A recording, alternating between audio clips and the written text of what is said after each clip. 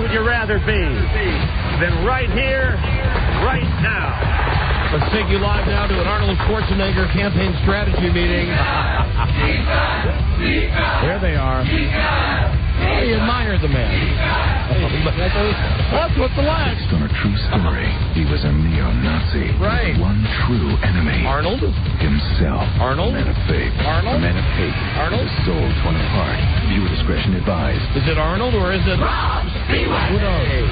Both crowd. And I'm glad to be here. Good afternoon, Mr. and Mrs. OxyContin and all the ships at sea. Featured in many of the finest magazines, Don Geronimo and Mikey O'Mara. Thank you, Rob. And thank you for listening, everybody, to this edition of the Don and Mike Show, coming to you via the auspices of Westwood One. There they are. Yep, it's a national show, believe it. Learn it, write down the phone number, 877-365-3636. Quick. Now, from Canada. Yes, Rob. 800-636-1067. Quick. And from Washington, D.C., 202-432-1067. Quick. Well, hi, Don and Mike. Buzz Burbank here. Hi there, Paul. Is anyone listening? Hey, what happened? Shut up! Did you wash your ass today? Someone called for a doctor? Quick. Give me a Homer. Hi, and welcome to the show, such as it is. Here it is. Here it is. Yeah, and I tell you, we are just at opposite ends of life right now. Most definitely. I mean, two men could not, and listen to my voice today. Oh, dear. Two men could not be further apart. And I'm sorry to say that I'm happy. I mean, I'm not sorry, but I'm not rubbing anything in. I'm not putting any salt in the open wound that you're about to hear. Fine. But damn it, the whole time we were in the office upstairs. Yes. And I was listening to you. I was whining. I was complaining. I enjoy hearing. I was talking about how sad my life is. I enjoy hearing your tales. How I look for love and don't find it, and that's all I was saying. That's what I was. And I'm saying to Mike, and he's talking about how he had a wonderful evening with his television and how life is good, and I'm jealous. Oh, no, I am you jealous. Can get a TV. Now wait. No. See, I didn't even tell you. See, this is how fragile Mike is.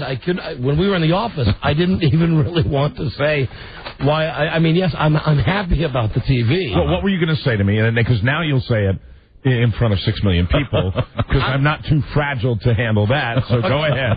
Because I'm extremely happy, because, knock on wood, everything's going great, and my kid is coming back this weekend. Now, see, I'm not going to get upset about that. Go. And see, that's fantastic, and I love that about you. But and I'm not family. going to throw this at you up in the office when you're sitting on the couch and you're saying, and you know Mike is serious. Let me just reference one quick call here. Okay? There's a voicemail? Yeah, Mike and I have a code with each other. That's clever. I stole that from Rob. Come on. What are you getting, a message here? Sorry. 8. No. Let me just see. Saved message. Here we go. Listen to this. Saved message. Listen to the tone of this man's voice. From Mike. received September 18th at 4:16 p.m. I feel important now. Hello, Don. I know I need it. Right. This is Mike, Don. Okay, now, here's a brief insight into the psyche of your hosts. Okay, good. On the occasion when we are talking about business, whether it be a contract, a dispute with a radio station, feuds with coworkers, Right.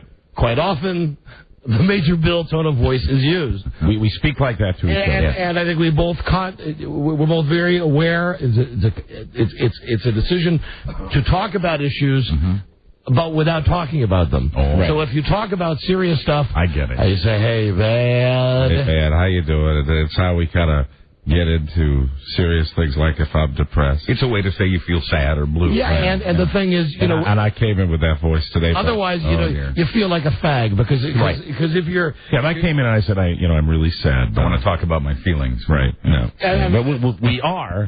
We're just using that voice to kind of cover. I like that. That's what it is. You know, as you came in, I was sitting there, really, and I'm sure I'll be hit by a bus tonight, but I got right into it, didn't I? I was sitting at the desk, really, just thinking, Well, things are pretty good. Mm-hmm. You know, we got all the crap worked out at work, and I'm pretty happy with what we're doing. And, I'm very happy about that. And everything at home is fine. You know, I can't. And I got the TV. Yeah, there's that. And you know, there's that. You're right, Buzz. There's that. There's that. And then there's her. She's there. That's good. That is good. And then he's coming back this weekend, and we're all going to the college football game tomorrow night together. Maryland versus Clemson. And I'm thinking, wow, we're gonna have a kick-ass show, and I'm doing what I love for a living. Mm-hmm. And then I swear to God, I'm really feeling that good today. And right in the middle of it, I'm just sitting there, no newspaper, no, got the TV muted, just sitting there, just thinking, sitting there being happy, savoring life. Got it going on. Mm-hmm. For a brief moment, I sat there and I was thinking to myself, today, my man, you got it going on. Right. Wearing my Caesar's Palace shirt. I'm not sure what significance that has. But you know what that says? I'm announcing to everybody, I'm freewheeling today. All right. Okay. You watch out. Because you're rolling the dice today. Today's the day I could get 21. I mean, that's how good I'm feeling. Excellent. And then Mike comes in, and I say, hey. And he says, hello, Dodd. How you doing, Dodd? And right away, I'm not lucky in love, Dodd. Rather than saying to him, hey, what's going on? What happened? I say, because I don't want to let down this facade that, that we're sensitive faggot guys. Right. I go, what happened, Mike? And I give him the story of my evening, which wasn't anything eventful. It was just, same old, same old. As I sit there, and I'm just saying, Dodd. Yes, Mike. I don't know, Dodd. I don't think I'm cut out for this. No, here's exactly what you said when you walked in. Hello, Dodd. I said, hey, women hate me. That was the first thing you said when you walked into the office today. Yeah, that's the way I feel, man. Women hate me. And I said, because, Mike went to this Maxim party last night. Yeah, and Bud Light. I wanted to mention that, too. This party where apparently even... The guys from Budweiser were the ones that invited me. Excellent. Even, mentally challenged guys are getting laid at this party. They're bussing them in. Bruce and Terry, I want to say hi to them. Nice guys. They're busting in the tards because they know... Listen to my voice today. Wow. Because they know that even a tard can get laid at a Maxim magazine party. Oh, that is not kind. You know what? I'm sorry. That is I'm really... sorry, but here's where I apologize. That is really unkind. Tom was on one of these phones. Oh, okay, so you were setting that up. That what happened? I'll just show you. I'm not... Although there may be a part of me that does mean that. Hey, what happened to Tom? Gavin? No, Tom. Tom Gavin. Oh, hey, Charlie? Yeah. Hey, what happened to Tom there on the phone? Didn't know he was on the phone. Is Joe there? There you go. Stinky Pim. Hey, our professional crack staff, ladies and gentlemen. Hey, what happened to Tom? I don't know. I guess he was too busy for us. Well, he's a busy guy. That's too bad. Cause sometimes he's a single successful guy. 15 seconds. Because sometimes Joe will put his name up on the screen, and I know I've got him there as my go-to. Yes. Whether I want to play the card to say, and joining us now is expert of such and such. And oh, right. Got a call? Right. Or, the guy from yesterday, he's on the phone now. I didn't see Tom at the party last night. In case you want to play the tard card. Right. Stop it, Joe. Tard card. There's line 2 ringing. Why don't you just pick it up? Oh, you think it's him? All right, thanks, Joe. Bye-bye. Advice from Joe. Don and Mike. Hi, guys.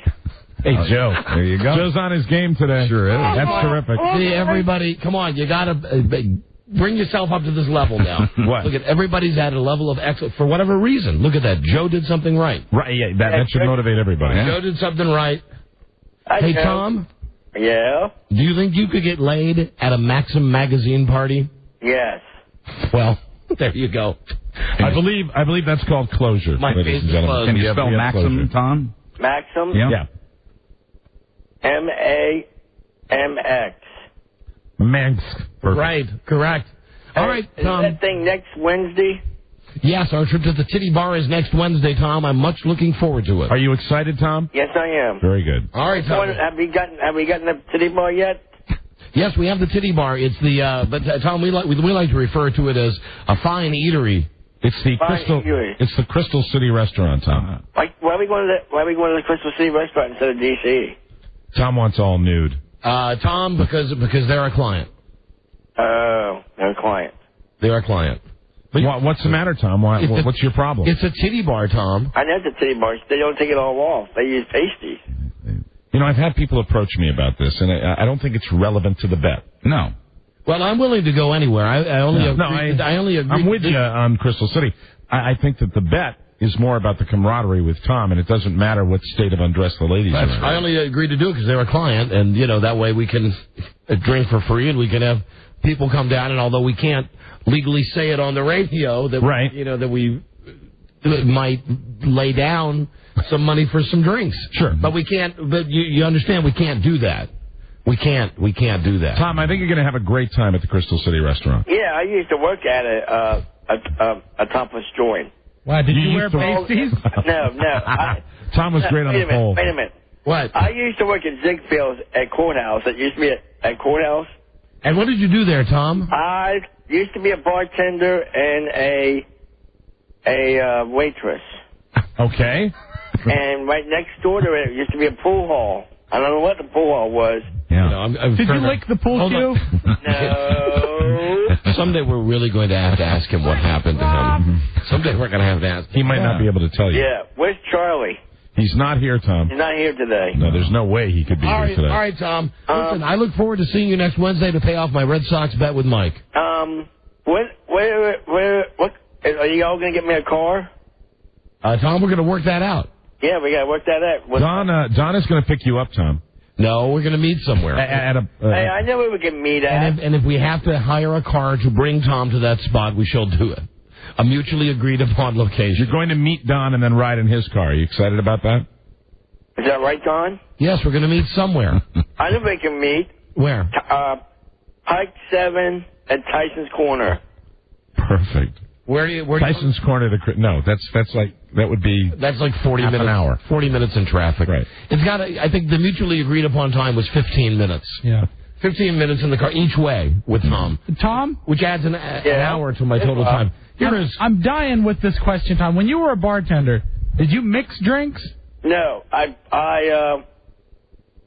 served them Budweiser beer. There you go. So you worked the beer tap, right? Yeah. All right. King of Tards. Budweiser. King of all tards. Hey, who's the one who got fired from He's real chatty today. What? Who got fired? You mean Rush Limbaugh? Yeah, Rush Limbaugh got fired. Yes, that's right. Really? Hi, Charlie. Hello. Hi there. How about just have Tom come here and you ride down there together? We ride together? No, I had already discussed this, and I'll pay for the car for Tom if that's the issue. I've already discussed this. Don't let fantasy football drag into this part of our lives. I'm not. Okay. I'm past the fantasy football. All right. I know you're not. It's more for me. It's more time with Tom if I leave from here than meeting somewhere. Okay. And I've already worked that out with Mike. Yeah, well, I'm fine on that. You can do 15 minutes. That'll be perfect. What I can do, you can pick me up here at the apartment. No, Tom, that's not going to be happening, Tom. Now listen, here's what we'll do. Yes, if I have to, I'll hire a car to come and pick you up at your apartment at the group home. No, watch it. We'll hire a car to pick you up and bring you to a metro stop, to a subway stop, where I will be. And then you will get into my car and we will drive for approximately 15 minutes. Mike and everybody can follow behind. Watching and laughing. And then we will spend exactly 1 hour together at the Titty Bar, just you and I. Yeah. Then we'll get back in my car and drive the 15 allotted minutes to the previous metro site where the town car, the sedan, will be waiting to take you home. I will give you some slack. You can have Tom be picked up at the bar. You don't have to take him back to the meeting place. You can have a car pick up Tom. That's fine. I have no problem with that. Yeah. Okay. But the bet will be paid off at that point. But Tom, either way, you're taken care of. Thank you, guys. But you have to walk him out to the car. No, thank you, Tom. No, thank you. Thank you, Don. All right. With your arm around him. Hey. Hey, watch it. Watch it. Yeah, right. Watch it. Watch it. it. All right. Hold on there, Tom. All right. Hold on there, Tom. Joe will want to talk to you, I'm sure. I don't know what about. So, listen, I think I've already made this point repeatedly that I'm feeling pretty good today. I'm happy for you. And Mike comes in and I feel bad because I can't feel good because Mike... You go right ahead and feel good. Because Mike feels bad. And, I'm not here to give you a pep talk. I don't need a pep talk. But I'm here just to tell you reality. That you, my man, you are down on yourself for no good reason. You're going to the wrong places. I don't doubt that. You're going to the wrong places. I don't doubt that. Not that. Where should I be going? Church halls? No, not church halls. I'm not doing that internet crap. No, and I'm not intimating you should do that internet crap. I will not be meeting women over the radio. I'm not going to do that either. Well, that will not be happening. But what if the girls were to come in and meet you? And then here? Yes, and then you would select one. I really hate to destroy what I know in your brain would be the greatest bit of all time. But I'm not. But there's no better time to spring it on you than now. I cannot tell you. That's really difficult. I cannot tell you. Hold on. And of course, you're within your rights. You have every right to say no. What is his face telling you right now? I know he says no. No, I just want to make a point here. I don't think that I'm conveying to him my quiet amusement at this whole discussion. No, you got to know. But, I want to get the missus here, and she'll tell you how I've been talking about. Hey, baby. Yes, sweet pea. How long have we, you, me, been discussing how great it would be if Mike would let us do like a bachelor show with him? Oh, gosh. I think that was before the summer. I mean, or at least during the summer. We've been talking about that for a long time. And never came in and acted, but at home said, wouldn't it be great? Oh, you know what? You know why we were thinking of it? I remember exactly. Because it was that show, Who Wants to Marry My Dad? It's like, who wants to marry my partner? And you guys get to pick out, seriously. I mean, and... I mean, we've run through this. We'd get 25 real... So you've been waiting for... compatible women. You've been waiting for me to have one of these days then, when I came in, when you could bring it up. Yeah, see, and just like I had Tom as proof that I was going somewhere with that, I have my wife here as proof. This is not something I'm thinking of right now, today, first time rolling off my head, throwing it at you. Right. This is something I've thought about. Frankly, I've not known the right time to bring it up. I understand. Who in the world knows you better than the guys in the room with you right now? No, you're right about that. I mean, these guys I've known for almost 20 years. And who could really, if we did it without goofing, right? Who could try to get 25 girls who we think you'd like, and then you pick one, and what's the worst case scenario? You go out with her on a date. They narrow it down. They do the selecting, but your input is critical, just like on the dad thing. I mean, he would see who he got along with and told us. Well, this is where Frida and I part ways on this contest, because she wants us to pick the girl, and I said, well, wait, you mean you guys pick and I don't have any input on it? No, you would have input, but even if you guys only narrowed it down to the 3 or 5 top contenders, and that you let him pick from among those, but they do all the hard work for you. You know what? This is really... I mean, now I know why you brought it up today, because you're catching me when I... But I know, perfect moment. I gotta think about that whether the that perfect storm right here. It's happening. I understand it would have entertainment value from a reality standpoint, and but you don't really have to marry him like... Well, no, of course not. Go out with him for one night, I think if I wasn't at the end of a very long week, I would probably say no right away. The thing is, and you know me so well that you picked the perfect time to do that, and I have to have the weekend. Think about it, and I have to have the weekend to think about it. Now listen, my wife has all these ideas about it. We've talked about this. If you need a safety factor, Mike, they could do all the hard work, the leg work, okay. Your wife is into this. I know. I tell you, we talk about this all. You know what I really we talk about how great it would be. You know what I really think about? What if I did that? Wait a minute, and you don't have to pick one. You could have the 5. Okay, honey, we got it. I love you. Thanks for backing me up on that. Hey, I love you, baby. Don't fire me. No, I'm not. Listen, it's just you're giving Mike a headache. Goodbye. Bye. I love you. Thank you, Frida. I know you mean well. There she goes. My idea was it was starting to grow hair. One of them is a lesbian.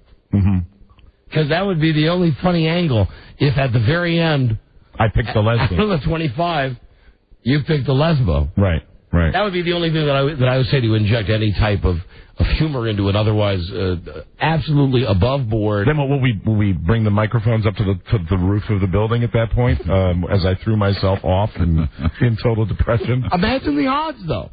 I mean, like if it was just, a lipstick lesbian, but out of the 25 girls, if the one that you like and love saying on these shows had a connection with was a lesbian, or we Can I have a long time to think about this? Or wouldn't have to. Can I get to you like when, someday where enough time passes where maybe I would come to you and I'd say, that thing you want to do, I'm ready to do that. Okay. Can we do it that way? Yeah, sure, of course. Can we, approach it that way? And of course, and I hate the lesbian idea. That's why I've never brought it up to you. Okay, well, I'm flexible on that. And the only thing, what if we did that, and what if I did go out, and what if it was by some miracle phenomenal? That it's the greatest. I would always have that. I'd be so embarrassed. Why? To think that. Okay, now. Both of you, don't look at me like that. Both of you, stop looking at me like that. Yeah. Okay. Oh, what? You gonna hit the delay? I thought you said a bad word. No. I was in a roundabout way. You met your last wife on the radio. Yes. So. And it bugged me. Okay, but maybe this time will be the winner. I mean, and who knows? Oh, you're talking about. Funny. You are a funny man. All you're talking about is going out on a date. Am I saying no? No, you know what? No, you're not, and for that, we say thanks. I just, today, making that decision with I say... One thing I hope you have a very awful, crappy, lonely weekend. Well, I'm not. I can't. I've got... kids? I'm going to have a great weekend. Oh. Well, I hope that when your kids are sleeping, that you just sit there and you're really miserable and you think... I go right to sleep because they run me all over the place and I have a great time. There could be 25 women, one of them possibly a lesbian, and all of them wanting... See, that's the thing, because how is it funny if I don't pick the lesbian? It's not. It's not. I mean, then it's just... It's not funny. But if I pick the lesbian... But there's the chance of funny if you pick a lesbian. There's, that's what I'm saying. It's 99%. You are funny. It's 99% a great game show. Right. 99% win-win. Your chance of losing is 1 in 25 if the one you make the connection with is the lesbian. And who knows? Maybe you'd be powerful enough to sway her. Where do I... No, see, that's not... I'd take the lesbian out to dinner, but where's the fun for me in all of this? All right. If I pick the lesbian. If you happen to pick a lesbian. Well, I mean, is there any kind of...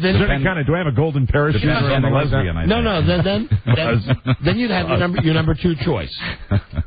Then you can have your number 2 choice. I will give it some very, very serious thought. Because it could be grand. You know what it is? I know exactly what this is, though, in my mind. This is like you waiting till I'm like at that stage, and I am at that stage in my mind. I think you are. You're already there. It's pathetic. You're already there, but I am pathetic. But think about this, too. We all really know you. Yeah. And I say this, and I mean this with a lot of love. We're all really ready for you to get past this thing. And if we could help you, which is why we wouldn't pick Dee Dee Skanks to come in and may I say this? Present themselves to you. One of the things that I've thought about during this period of time in my life is the fact that this idea aside, I mean, that would be, that might not be a bad idea. It might be fun, and it might be something that I actually would enjoy. I don't know. I've got to think when I'm not in the kind of mood that I'm in. And you'd definitely be publicizing the fact that you are out there. Well, you know what? I think people know. I think I gradually have been more. I haven't been really open about being in this situation and being single and doing this. But the thing is. I forgot. I lost my train of thought. I'm just so overwhelmed by all this. Sure, understand that. So to get back to the original point, when Mike came in the office today, hello, Don. Ladies hate me. Women hate me. He sat down, said, what happened? I don't know, Don. No, nothing really happened. It just was another, evening. And either... I don't know. Say it. Just whatever it is, say it. No, I'm getting. I've had the year and how many months of doing what I did last night, of going out like that and being I don't. I'm at where I'm. I think a lot of guys are. You do that for a while. It's fun, and then it gets old. It gets the whole routine gets to be a little tedious and a little boring, and I'm kind of You knew how I was. I was in this great mood yesterday because I was ready to go out to this great party. And it was just, I don't want to sound like a fag, but it was boring. It was boring. Even though there were all these people there were all these people shoulder to shoulder, and it's just, with music that was so loud you couldn't even hear yourself think. And it was just, it was a drag, and I came in, and I was very disappointed and depressed, and that's what I shared with him when I came in. And he seized upon that as the golden opportunity. The time to bring up the Mike dating game. To lay that... the Bachelor. I don't know. Bachelor, what the hell? And as I said, are you surprised that I'm even saying I'd think about that, or what? What did you think? Yeah, I'm surprised at that. Because, but I mean, I want to, clear the noggin a little bit and find out. Sure. What the deal. There was some reason. I mean, listen, without getting into great detail, I know there's one thing you don't want me to get into great detail about, and that was the toilet night. But it's not that you don't have opportunity. Right. You're just picking. You're picking. Yeah, okay, here's the thing. And like last night, you know who he's with? Who? Who's with a married lady and a lady who's engaged. Well, they were at the party. That was more comfortable for me to hang out with them than it was. There's your tactical mistake. Well, no, but see, it's not. You're there to get laid, and you're there with these ladies who you know. You're never going to get laid with them because they're married and they're engaged, and they're there because you know them and you work with them. Right. You're not there to see these people who you could chat with from 9 till 5. You're there to see the vermin that comes out at night. Vermin. Yeah. Some young goth girl out there. I remembered my point that I was going to make. One of the things during this period of time where I've been single, where I've been on my own, that I've thought about is when the time comes, I think I have to be more thoughtful and more put more of a thought process into somebody if there is a real relationship, because I think my problem is that maybe I haven't done that in the past, and that's why there's compatibility problems, and I run into problems down the road. I don't know, but that's one of the things that I've thought about. So, I mean, when you talk about this idea you have, and you've all said the same thing, it's like one night or something, one date, that's no problem. But I think that, like all things involving me, even when it's related to the show, even when it's just a bit, I think anything like that, I have to really think about it. I have to really think about it, because I don't think I've done that in the past. I'm just like I'm kind of like a dog that, a dog gets pet and you sit there and you have your tongue wagging and you just go, yeah, I like you, and that's, I don't want to do that anymore. What? Listen to what? I mean, I'm listening. Do I sound pathetic? Okay, you said it, not me. Okay. You said it, not me. I don't care. This is really... I don't care anymore. I don't care. I just don't care. You've seen... Super highway. Hey, you've seen bottom with me before. This is not bottom. No, it's close, but this is... Hold on a second. Close. No, we're not close. Hello? Hey, Captain. Hey, Timmy. Hey, Timmy. Hey, Mike. Yeah, hey, Captain. yeah, I was there last night, too. Yeah. Timmy was there last night. And Timmy, this was Timmy's message. Well, Timmy, can I... Mike, Can I pass along your message to me, Timmy, today at noon? Can I pass along what you said to me? I want to say there were lots of hot chicks there last night. There were, I know. A lot of hot chicks. Mike just didn't give himself the chance to rapture them. I don't, Timmy. Timmy, I told you he's sitting there with the married lady and the lady that's engaged. He's got no chance of getting in their pants. Well, I don't want to get in their pants. I mean, that's the end game. I'm comfortable in that. It's always the end game. I'm married, and that's the end game to get in her pants. I like people that I know. That's what I like to be. I'm in my wife's pants. Yeah, right. You know what I mean? Timmy and I got separated, and then Timmy left me a very nice message thanking me for taking him to the party last night, and indicating that, Timmy, you had a very good night last night. Is that correct? Yeah. Okay. Yeah. Let's not go into details. I had a good time. I think we just did. All right. So it is possible to get laid at a Maxim magazine party. It's Timmy. Yeah. Timmy has that thing. Timmy, now listen, don't you agree that Mike has a problem here with self-esteem? That what we got to do is go out and get him a nice big cowboy hat, get him dressed up, make him feel like he's on top of the world. Yeah, Mike's too hard on himself. I mean, yes, that's right. That's right. That's right. Okay. All right. Nice talking to you. Right. All right. See you later. Bye. All right. That's it. I'm sorry. I'm out. Now I'm feeling bad again. This isn't helping. I'm like, it's a trouble with self-esteem. That just sucks. That really. Now, what are you writing down? Robb's. Oh, what? Rob write a joke? What do you write? What do you write? What? Rob says maybe I should adopt a ridiculous fake accent like Timmy. I agree with Timmy. I think you're too hard on yourself. Yeah, maybe you're right. You go out. I don't know. Whatever. You go out with a bunch of let's face it, phonies. You go into this Maxim party with these phonies. Yeah. The best you can do is... the people I was there with weren't phonies. But here's the best you can hope to do in that situation. Mm-hmm. You take a phony home for a night. Yeah, I know. All right, I know you're going to do that whole... play the whole sex card. Well, that's not what you're looking for. But eventually it's what you're looking for. Okay. And let me control the nature of this discussion, because without saying anything or going... I've had conversations with you over the last year. Yeah. Okay? That... What my point is that, that element is fine, but the thing that's really... So you don't need to get laid. You need a wife. No! You need a girlfriend? I don't know. Yes. I don't know. Okay. See? Butler. A butler. Oh, incidentally, I have news about that, too. If you want to segue into that. I don't know whether you do or you don't. No, I'm not done with the other yet. Okay, I didn't think I'm not quite done with the other yet. I'm almost done with it. So you... No, I don't want to see. What? What? I don't want to talk about it anymore. No, because I'm really freaked out about it. What are you freaked out about now? You talked about the fact at the same time, it's a contradiction. It's a very big. Do you understand the contradiction? I'm sure a lot of people, contradiction is I'm tired of going out and meeting people and and that kind of but people shallow can relate to you saying this. But at the very same time, I am scared S-less of I think really the first time in my life I'm scared S-less of any kind of real commitment situation, because it's just cross that bridge. Because so there I am. Okay. So there I am. So who needs a relationship? Cross that bridge. But I don't. Yeah. Whatever. You need a. So allow me my day. I'm having a bad day. That's it. Go home, get some Jell-O, put it in the microwave, only about 10 seconds or so. Oh, is that the American Pie thing, or what? What's yeah, that? All you need is a nice warm place. Effing Jell-O? That's all you need. Now, that would be pathetic. If you got done with the show today. Yeah, it sure would. And you went home tonight. How do you do it? How many seconds? 10. Right. You made some pudding.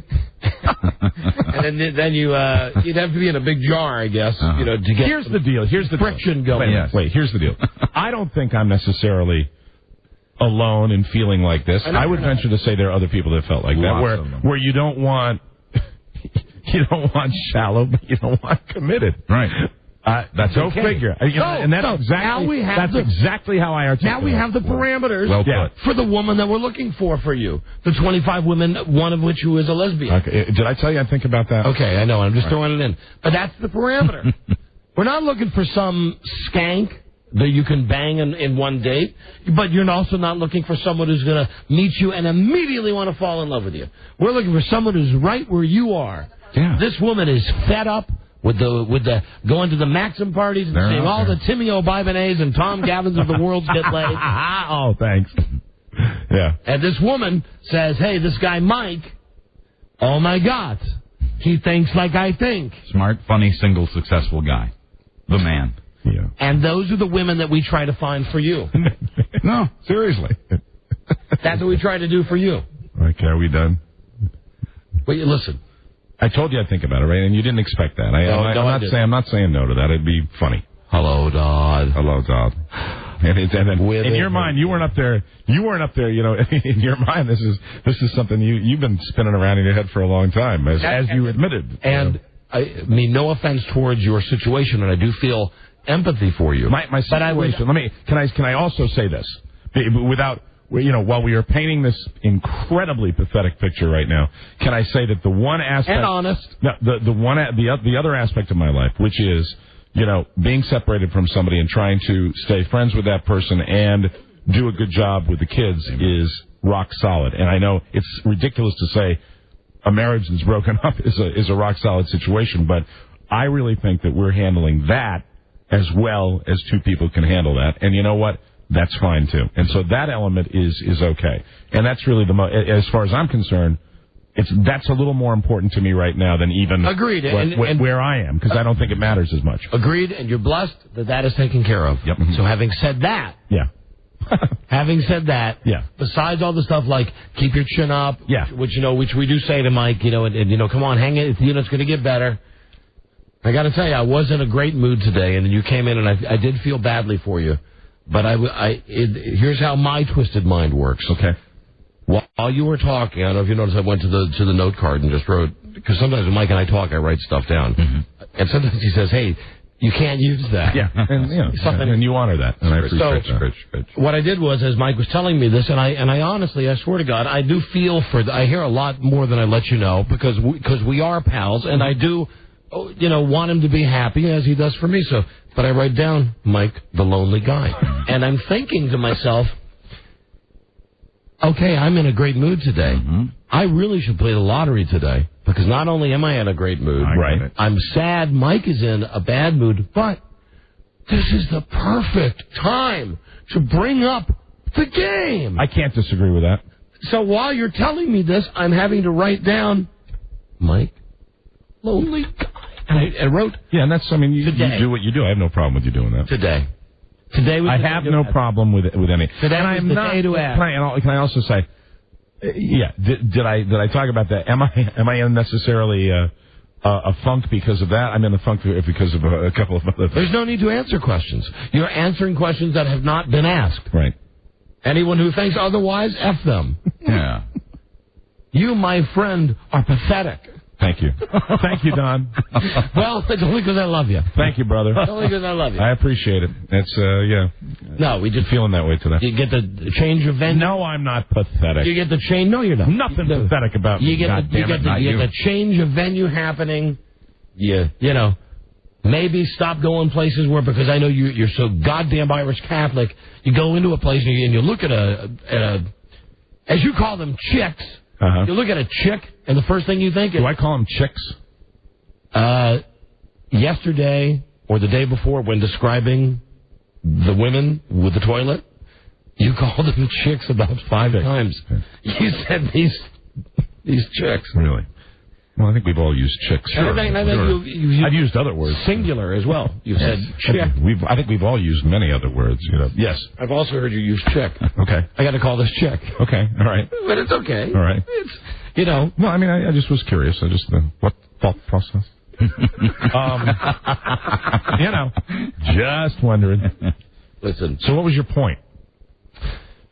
Did you forget? Did you lose your train of thought also? Yeah. My point was just... You're better than that. Going to what's the Irish Catholic thing? What was that about? Okay. Oh, yeah. Because I was curious. When you go to something like a Maxim party, there's a hot piece of ass. She looks maybe 23, 22. You look at her and you think, I know the first thing you think. In only 12 years, my daughter will be that old. No. Or not necessarily. Or that's wrong. Or she's too young for me. Well, that's not necessarily accurate. That's really not true. I don't think like that. I really don't. Then how not on based on age or something like that. If you're talking about, you go out and somebody's like all as our disc jockey before us would say, a woman's all tarted up, and it's a little different. But the age, but just based on age. Let me just change this for 1 second. But you're the same way. So you would go out. You look at it the same way, right? Yeah. When I talked about that girl in the restaurant that we saw with Buzz and Marcia and my wife, and I said that she was dressed like a whore. Uh-huh. You guys all called me a faggot, and people called up and called me a faggot. Well, see, I just think you're wrong. Your premise is wrong. I don't think I think like that at all. I think. What's the target number you're looking for? I have no idea. Age-wise, I have no idea. Is 25 too young? No. Is 40 too old? No. Is 50 too old? Yes. Is 20 too young? Yes. How's 32? See, you get me into this. How's 32? Fine. That's in the range, yeah. We should try the half plus 7. No, I don't like that. No. Yeah. Come on, I'm getting somewhere, Rob. I met really nice people that would violate that. I know. So, sorry. I'm sorry, getting Rob, somewhere. All right. I think we're agreed in 32 to 38. So you're like 5 years younger than you at the most, and 10. No, you can go younger. Oh, so we could go to 26? Sure. What's a nice person? What's your bottom? What's the bottom number? You said 25 to get you this. So 25 to what's your cutoff? To my age? To 43, 42? Yeah. 25 to 42. Yeah. All right, we've done some good here today, ladies and gentlemen, and we've started to get the parameters now. I think he already had them. Now we get them. Yeah, right. Yeah, I've shared that. That is in note. May I make it indelibly clear that I answered you with that thing that I would think about that. I and I will come to you down the road. I know, we're just getting some background. And you got to be 25 to 42. And I'd sure love to pop into your office sometime and say, no need. No need, man. Mm-hmm. Sorry. That's what I'd like to say. But understandable. White, black, Chinese, Indian. Does not race matter. Doesn't matter. Does not matter. Rob, let's get 25 black chicks.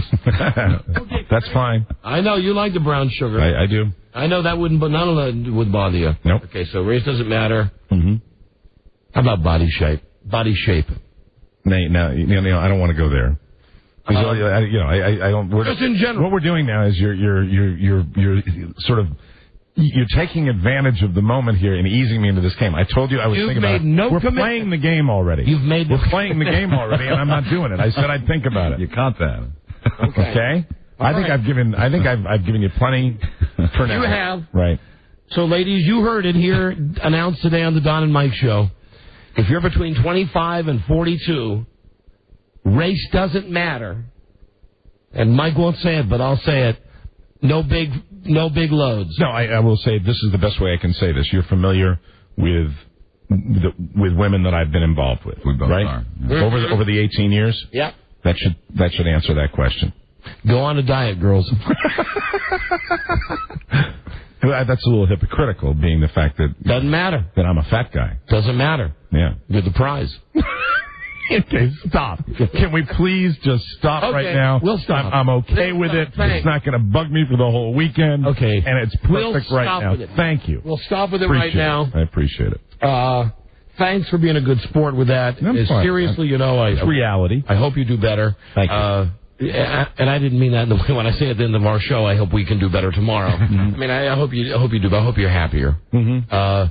And if I could just very quickly, because we're up on a break, change the topic. I know we're heard in Bakersfield, California. I believe it's radio station KGEO. Well, today at 5 p.m. local time. 2 p.m. local. 2 p.m. local time. I'm sorry. 2 p.m. local. California time. Arnold Schwarzenegger will be making an appearance in downtown Bakersfield. If it is possible for any of our listeners with a cell phone to go down and yell something to him along the lines of, how's Hitler? Although how's Hitler sounds an awful lot like something else Hitler. So maybe it would be, do you like Hitler? Right. Is Hitler your friend? Because, the crazy Austrian has made headlines, as you'll hear, during the Buzz News. Claims he doesn't remember. Right. Right? I mean, that's how he's answered what he says. Doesn't remember he said that Hitler was a great guy. So if you're in the Bakersfield area and you want a chance to win some cash, we'll give you $100. If you're actually at the Arnold rally, which happens in just about an hour and 15 minutes. And are we all in agreement he's winning that thing? Even if he no matter what, if he put a dump on the anchor desk, doesn't matter. They're gonna have a picture of him sitting at a table eating with the skeletal remains of Adolf Hitler. He'd still win. He would still win while there were naked chicks. They want him. There you go. There's chicks. While there's naked chicks around him. They want him to be their governor. No matter what. No matter what. Why pass up a muscle-bound movie star? Okay. We're set with Mike. We're set with the show. Let's get a caller 100. A prize package we've selected especially for use. Phone number 877-365-3636. Didn't even mention the Boston Red Sox during the entire first break of the show today. And, that is the other part of the equation. As predicted. Reading the Boston Globe today was the low point of my baseball year. It sucked. Reading about, what they did. And it stinks. You know what the answer to that is? What's that? Starts with a P and ends with a Y. Party. Yeah, thank you, Party. Thank you. We'll be right back. This is the Don and Mike Show. Don't tell me they're just letting the audience just stand out there like that. Oh, my God. Okay. See? Let's hurry, y'all. Seriously. This is retarded. See? They told me they were going to do a vamp. See? Oh. See? Oh, no. What are they doing? See? Let me see. Oh, my panties are short. I grew. See? I thought they were going to... See? I know. Well, I'm just not going to just stand out there. I thought they were going to vamp. See? Okay. Okay, thanks. See? You're retarded. See? The Don and Mike Show. please remember to wake them and feed them a cherry pie. Don Geronimo and Mike O'Mara. All right, there you go. Let's get a caller 100 at 877. That don't move me. Let's get real going for a change. It's the Don and Mike Show. God damn. Hey. What's happening? It was tight. That was so tight. That was tight. And what happened? The thing was just on continuous? Oh. It's your lucky day. Yeah, that's right. Ruined my lucky day. Oh, no. That's it. All the luck's gone. Hello, Don and Mike Show. Hello. Hi. Yeah, you're the 100th caller, my friend. Good deal. And what's your name? My name's Terry. And where are you from? Sacramento. Sacramento. We won't hold that against you. Thanks for listening on KHTK. But remember, from now on, when you call from Sacramento, when we say where you're calling from, you say... It's an hour and a half from everybody. An hour and a half from here. That's right. From here. An hour and a half from here. Well, you won the Halloween mask of your choice, provided by anymask.com.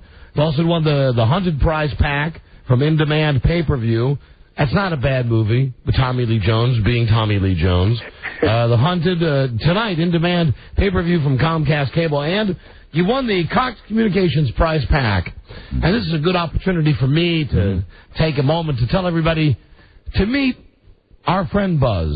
Please. Tomorrow morning, this is just a cherry gig. We were fighting each other to get this assignment. You always want to talk about what's the hot ticket in Washington, D.C. This is, well, they're impossible to get, let's be honest. We were talking about finding some peaches.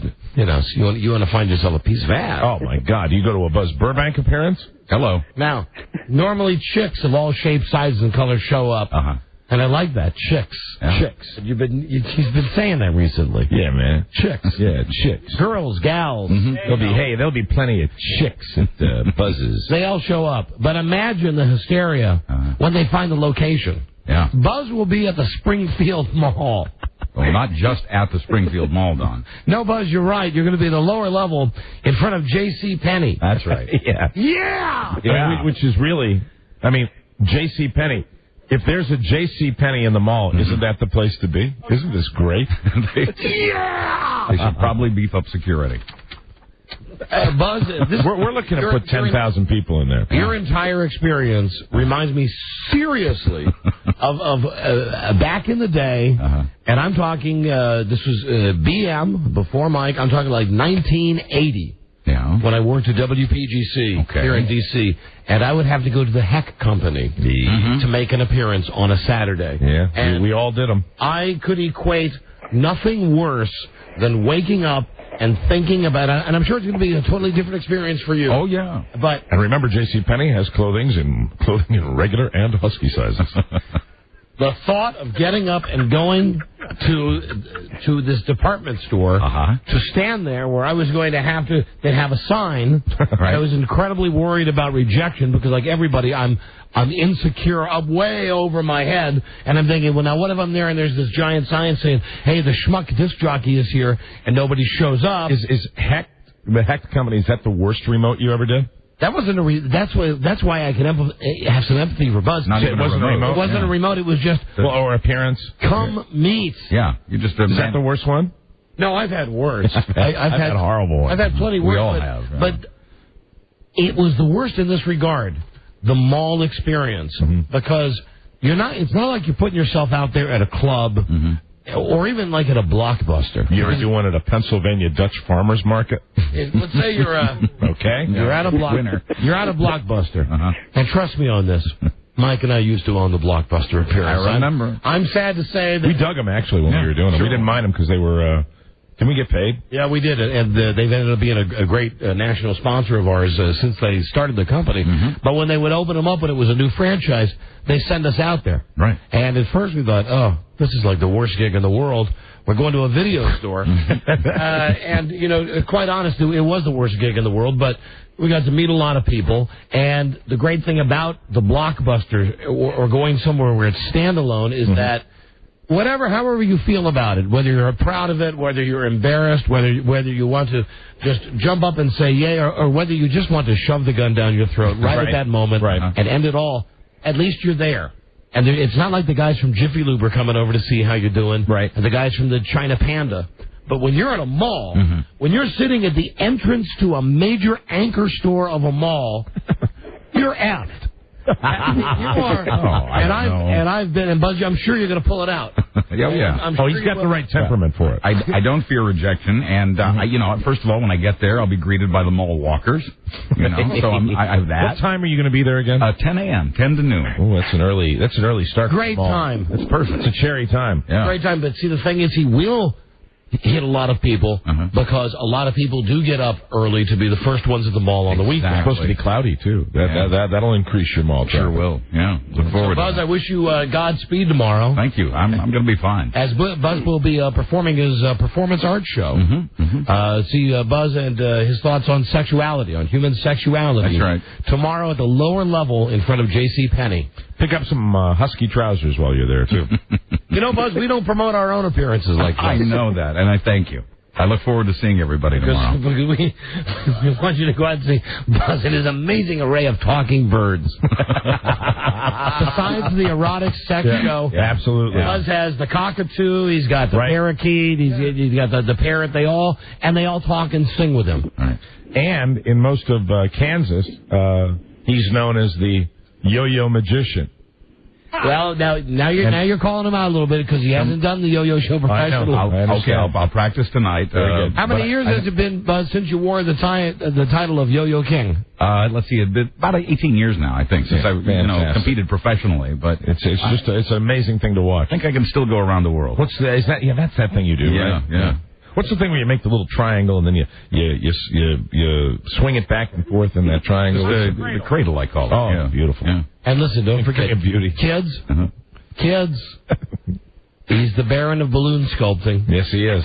He takes one of those long thin balloons, makes it look like the wiener dog. That's right. He also does some erotic stuff with the balloons. When the kids aren't around. For the older members. And if he brings the big suitcase, he can make all the people that show up there, he can paint them like Kiss. Yeah. Anyway, that's Buzz. That's Buzz tomorrow. Great gig, Buzz. Thank you. And, sir, I'm only sad that you're not going to be able to attend. Yeah, I'm disappointed, too, after hearing all that. Yeah. There's no reason why people from all over the country can't fly in for this. Really grab a plane. Thank you. Hold the line a second, and thanks for listening. We'll give away, with no offense to those prices, a much better prize later in the show. That's not possible. When we give away the Casio XLM EX S3 digital camera worth $500, courtesy of the Discovery Channel. That's a great prize. We will give that away later in today's show. Rob, I don't know. Buzz, is your appearance tomorrow, Rob wants to know, is it going to be on pay-per-view? They're going to tape it, and if it goes well, then we'll talk about rights. Fantastic. Yeah. Okay, I got two things here very quickly. And then we just gotta move on with the show today. First, I'll give them to you in whatever order. It's just a question about the double standard here with what you can say and can't say on the radio that I'd like to bring up, and something that maybe you'd probably be more interested in hearing, I'm sure, would be an offer that we've received from David Modell, who is the son of the owner of the Baltimore Ravens. I think he's the general something. He's not the general manager. He's the president of the team. Yeah. Anyway, we had the guy on the air this week, and you don't know how these guys are. They're all slippery. They're all, daddy's boys. They got the team and they got the jet, and you never know if these guys are real or not or genuine. Whether they're going to follow through. And we had the guy on the show, and he appeared to be nice enough. I spent the time mainly bashing the Redskins experience, right? And he kind of went with that. He did. Here we go. From the Ravens, they would like us, you and I, to come to Baltimore on November 2nd. Very good. For the Ravens home game. Doesn't say who the team is, but right. We'll matter. Go there and be on the sidelines. And there's nothing like going to an NFL game. Mr. Modell would like to know if you and I are available for the weekend of November 16th, because that's when the Ravens fly down to Miami to play the Dolphins. Mm-hmm. He would like us to be his guests. Wow. Fly down with him? With the team. To Miami? Wow. Fly down with the team to Miami.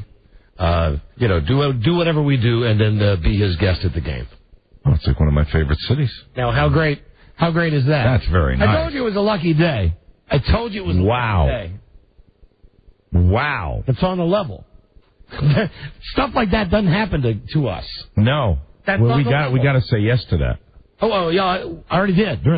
That's awesome. During the last break, Broyhill told me he said he had a conversation with the guy today for an hour and a half. Flying on the team plane. Yeah. Now, I think it's one of those deals where they're bringing down, like, the sausage company guy and everything, where they say clients, who pay a lot of money, you can fly in the team plane, too, but still. Well, I mean, it's not like you can have a lot of interaction with them, but I mean, it'd be very cool just to be on the team plane and free trip to Miami. Yeah, and Buzz, that was my first question. I said, who pays? Yeah. And Charlie said, he pays. I said, well, I can tell you on behalf. He's putting us up, too? Yeah. I said, I can tell you on behalf of Mike, we accept. I love that. We accept. That's great. And what a great city to go down there and check it out. So, no day at the mall. We've got some love for the Baltimore Ravens there. Thank you. Very cool. Sure, that's nice. Thank you, Dave Modell. Very, very cool. The daddy's boy, the guy he got the job. Now here's the problem right here on our radio station, right here, right now. Robbie, would you pull out, please, those spot that Mike and I did, the one that we ran before. Oh, the one just ran? No, not the one that just maybe the one that just ran. The Discovery Channel? Yep, and then also I need the promo for the Eagles-Redskins game. Okay? I'm going to try to make a delicate point here. Hello, Don and Mike show. Like I did the other day with the record Start Me Up, except I don't think they'll delete this part out. No, okay, I got you. Hi, Don and Mike. Hey. Hey, buddy. Hey, listen, that's how we do it up in Baltimore for you guys. You know what I'm saying? Way to go. No, we dig that. I mean, we like that, but also we understand that's it's pretty great. I understand, hon, but that's how we do it up here in Baltimore, hon. Well, we love the whole concept of this thing. It's going to be exciting. Hey, listen, guys, this is District Dan anyhow. See ya. All right. See, he knew to throw that in. We don't like nicknames on the show. Bastard. Put it at the end. You bastard. District Dan. Oh, God. But yes, the caller ID came from 410. Yes. Which is Baltimore. District Dan. So here's what I'm wondering. Okay. Now, it's my understanding that if we were going to come in and do the show one day, and I said, hey, Mike, guess what happened to me today? I was coming to work, and I was stopped at a railroad crossing, and I peed on the railroad tracks. Yeah. And maybe that won't get dumped out now. It'll probably get dumped out the second time. But if I was to say, it's my understanding of the rules that if we were to say that would be dumped out of what we were doing. You can't describe something. Okay, listen, like and this is in the copy, and I'm happy to play this for give them a free plug on the network, the Discovery Channel, the commercial Mike and I did. The Discovery Channel is launching a brand new weekly series called Mythbusters. The show is all about urban myths, but it's got an interesting twist. Now, we've all heard about urban myths and legends, right? Well, there's the one about peeing on the third rail of a subway track. Wow, that's in the copy. Well, that really Okay, so when you were cutting the spot, you were aware of I was amazed. So I'm thinking, I guess it's okay to say peeing on the railroad track. You would think. Right. I guess so, because the rules are always changing for us. Right. After all, it's Infinity Broadcasting. If you want to be fined, come work at Infinity Broadcasting. Amen. Then I'm driving in today, listening to 106.7, and thanks, Rob. And I hear the following promo. And again, no offense to anybody that thought up this promo, and I'm not ragging on the voice guy. But just listen to a couple of things. Actually, one thing that just caught my attention. The American bald eagle. A noble bird. Strong and powerful. The symbol of freedom. The Philadelphia eagle. A pathetic, smelly, disgusting, dirty, a little pecker. This Sunday, the Redskins travel to... Now, I believe if we were to say to someone on this show, you're a little pecker, that we would run the risk of someone with a jumpy finger upstairs pushing the button.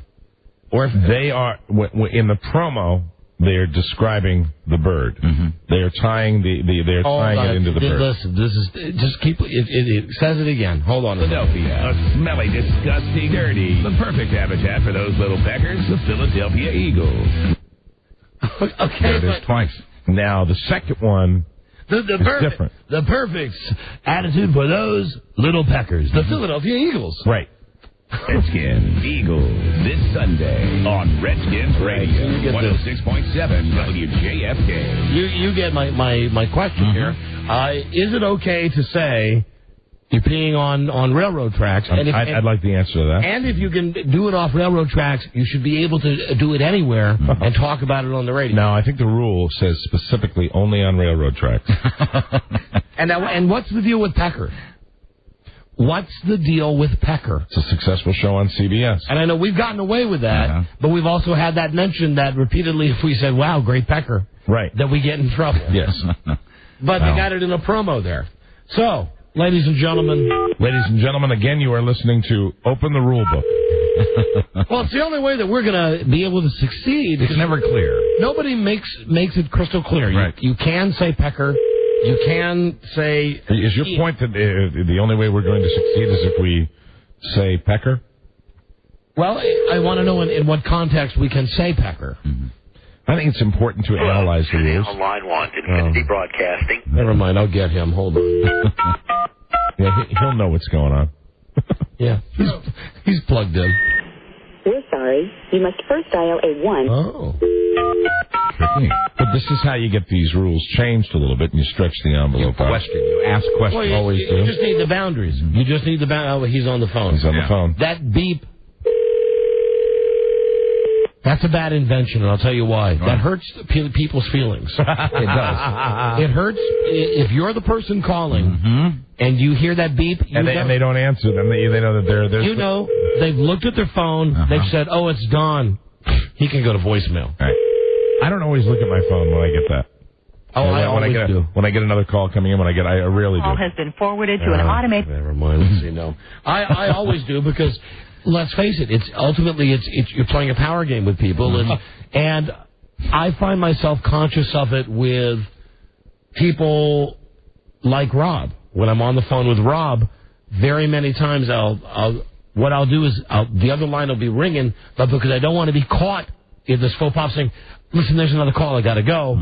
What I'll do is I'll keep talking to Rob and let the other line ring until he hears it ring, and then I say, "Oh, the other phone's ringing. I got to pick it up." Right. It's maddening though, because you're in a situation where last night I had 3 calls come in within probably a 60-second period, and calls that I had put out maybe an hour before, and everybody returned the calls at the exact same time. They do that. And I got pissed at the last person, and it was irrational. But you're talking to somebody, and then you go, "Boop, I'll get right back to you." You go on with that person. You say goodbye to them, go back on with the person, then somebody else calls you. So everybody's pissed. The people that you're short with that call, it's like, it's better the old days when we had the crank wooden telephone. And I'll tell you why I stopped doing this with Rob. When I would be on the phone with Rob and someone else would call and I wouldn't pick it up, because I made a conscious effort with Rob as my test case. Buddy Rob, to not do this to him. It was a couple of days ago, and of course, now he didn't know that I was doing this experiment on my own time, that I wasn't going to let the caller waiting or the other line influence my conversation with Rob. I was happily chatting with him about something when all of a sudden he just said, "Hey, I got another call. I really got to go. Bye." Click. And I said to him, "Ouch." All the time. Did you grab your heart like that? Yeah, I went, "Sure." Ouch. All the times that I've let... more important calls. Right. Go to voicemail. Oh, no. Because I'm enjoying our chat.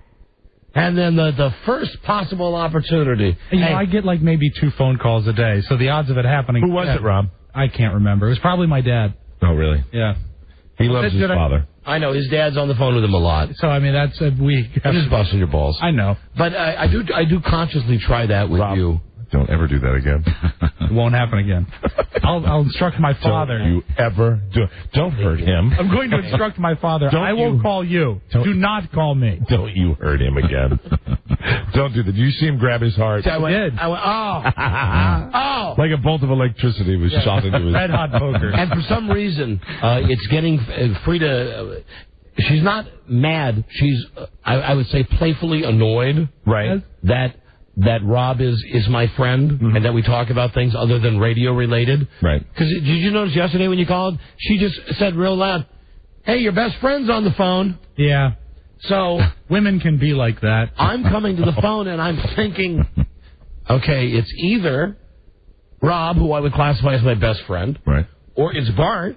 Yeah, who is another... Who is my best friend, too. And it could be best friend, meaning Bart is just happy and wants to say hi, or he's effed up something and it's my turn to clean it up, or wild card, it could be somebody that I truly hate, and it's just her way of just so she's being sarcastic. So you have no idea what you're going to get on. Did you hear when she said that? Absolutely. It was like, your best friend has a question for you.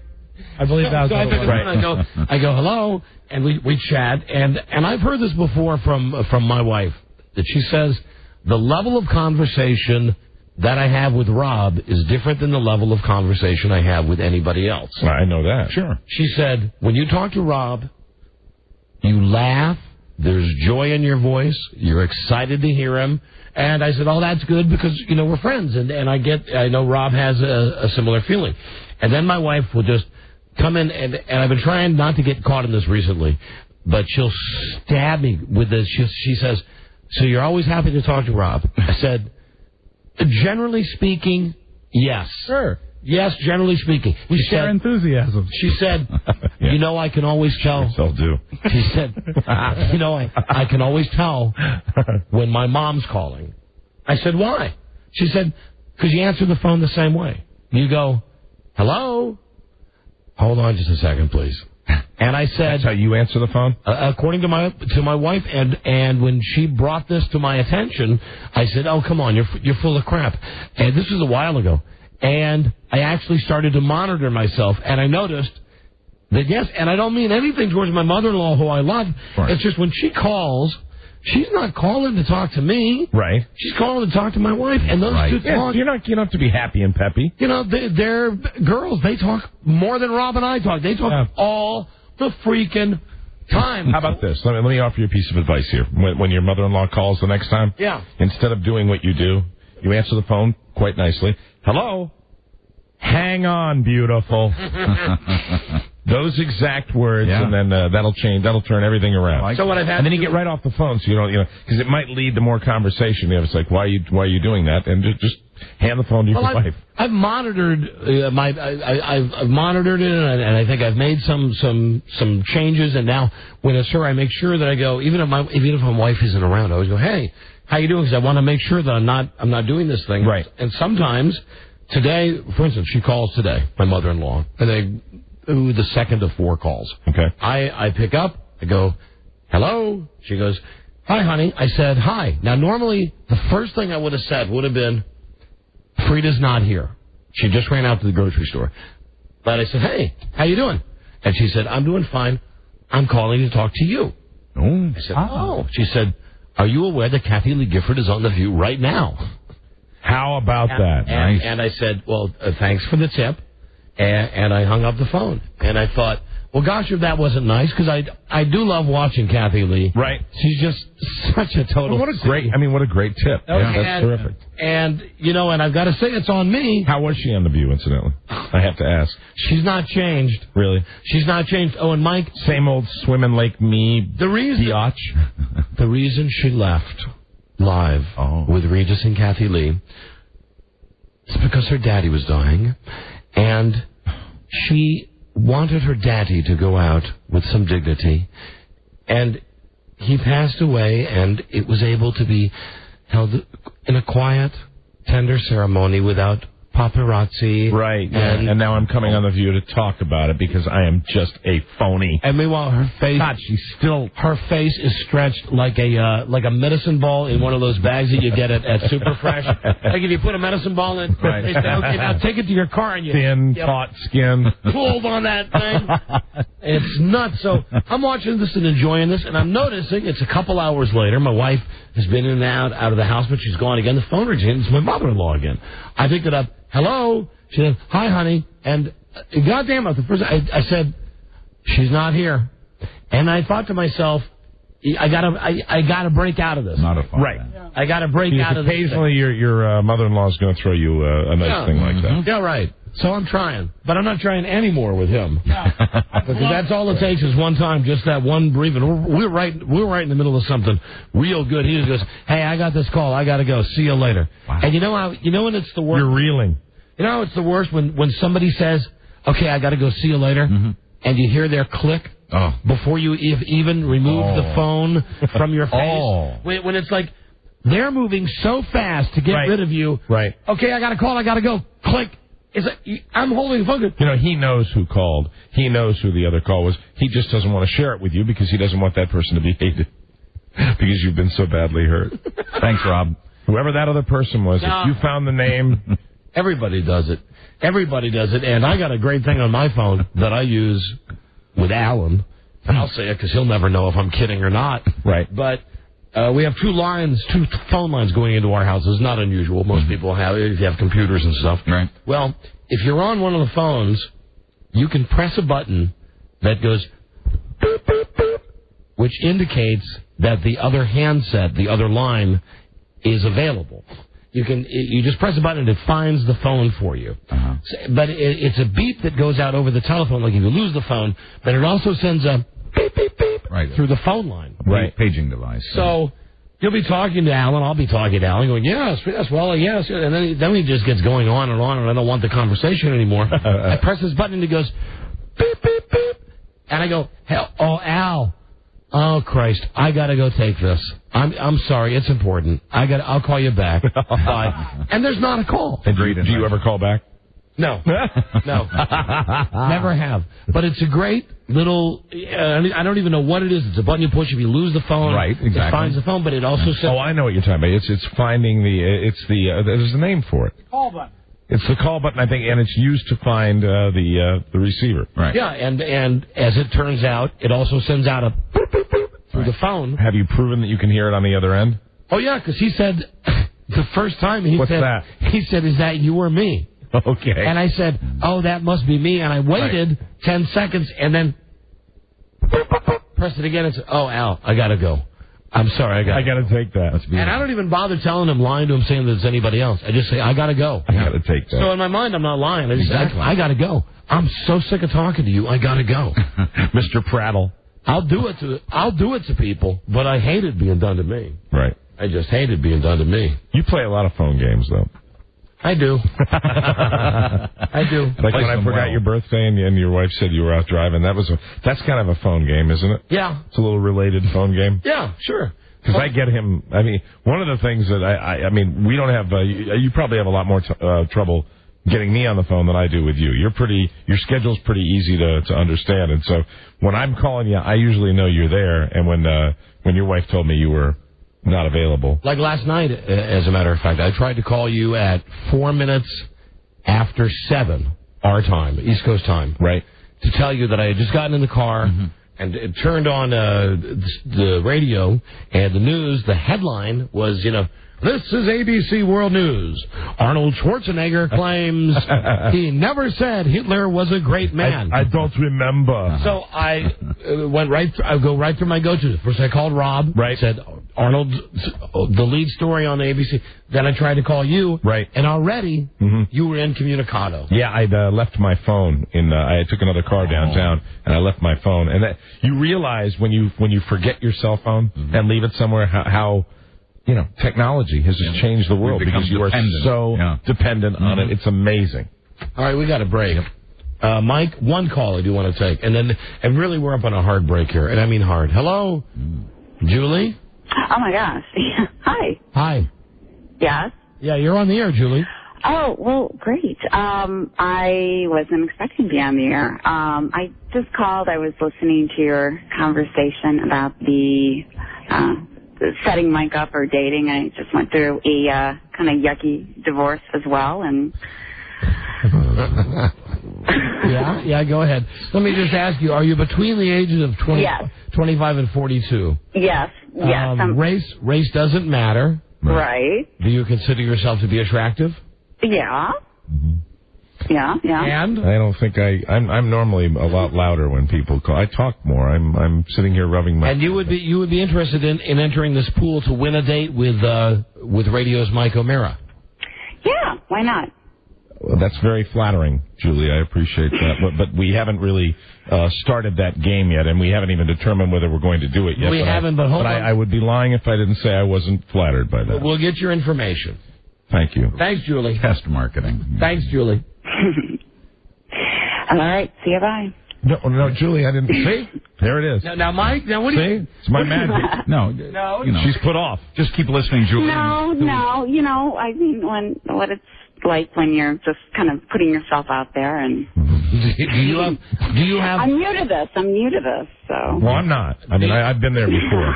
Do you have a relaxed view of morality? Shut up. Shut up.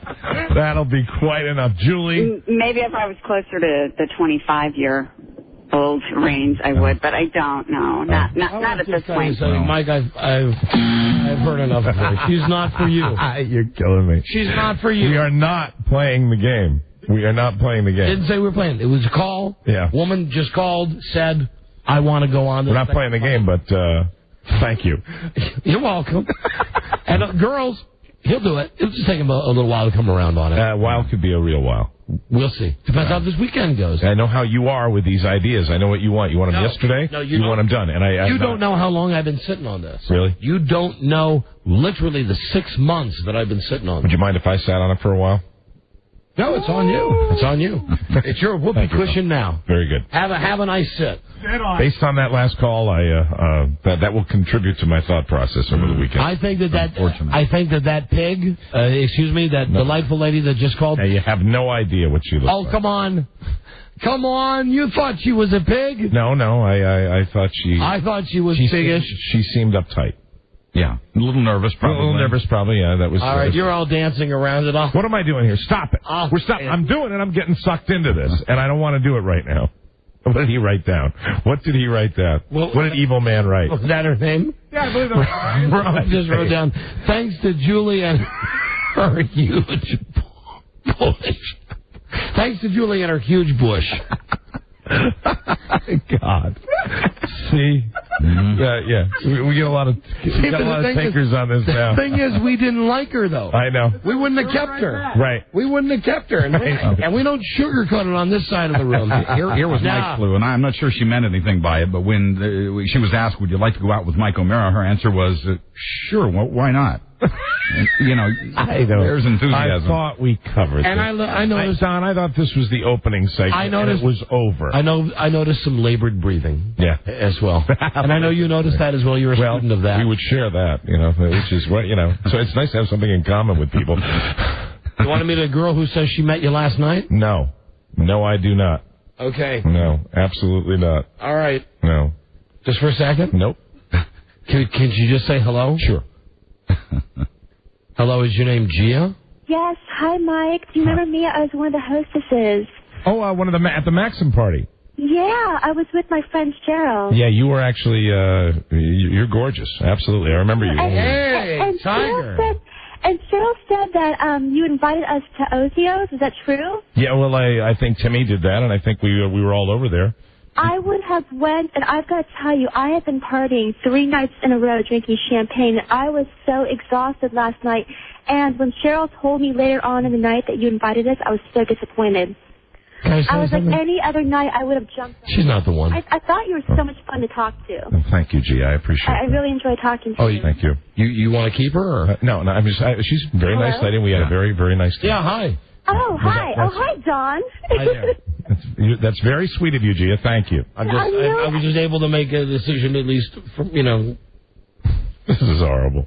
I'm embarrassed. I shouldn't be embarrassed. I was really shocked to hear Don talk about how bummed out you were. Well, no, it's just it's a long story, Gia. It's a long story.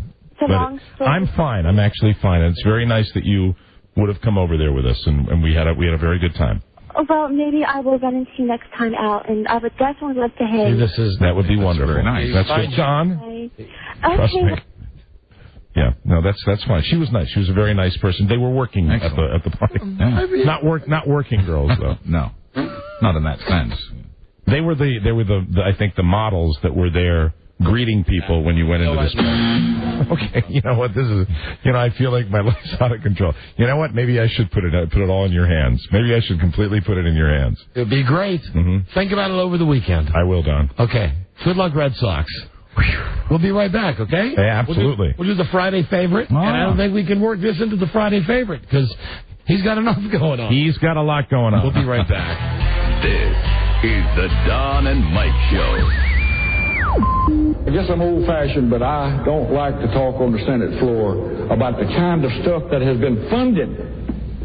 The taxpayers' money used for it. Like the woman who smeared herself with chocolate and urinated on the stage and invited people to come up and, how to put it delicately, I guess there's no way, to conduct a gynecological examination. The Don and Mike Show can bend me, shape me any way you want. Make me buzz if you love me. If you put a knick-knack on their whatnots, they'll give you a what for. Don and Mike. All right, I want to mention something here this weekend in D.C. I take it back a week from now. We got plenty of time to promote this.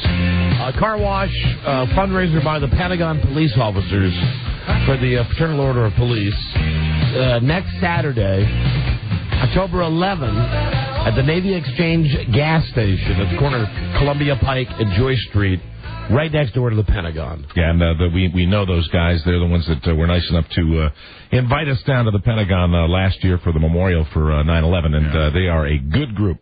So it's the fundraiser by the Pentagon police officers for the Fraternal Order of Police. It's a car wash. Mm-hmm. Next Saturday, Navy Exchange gas station. That's right next door to the Pentagon. Columbia Pike and Joyce Street. And I'm sure we'll ask Lisa. She'll put it on WJFK.com for a website thing. Did you hear that too, Buzz? Yes. Does she still have the power to talk in her headphones from up there? I don't think so. I think somebody just accidentally leaned on the button. Was that you, Charlie? It's already on the site. Oh, great. Oh, cool. Well, then, ask and you shall exist. So go there. It's game time now on JFK with cash for you. Go there and then go there. Time for Don and Mike to play the budget Jeopardy. And God knows we've been talking about him a lot the last couple of days. I'm glad to say we have an exclusive, ladies and gentlemen. Here he is. And who knows, pill popping,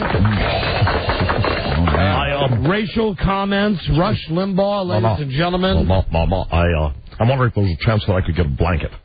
I'm experiencing some rather severe chills right now. Oh dear. Could you please get me a? I have been projectile vomiting since 5 a.m. today. I am in what is commonly referred to in drug circles as withdrawal. Wow. Please, a blanket, if you please. That's all I require. Are you getting the DTs? I can't stop shaking.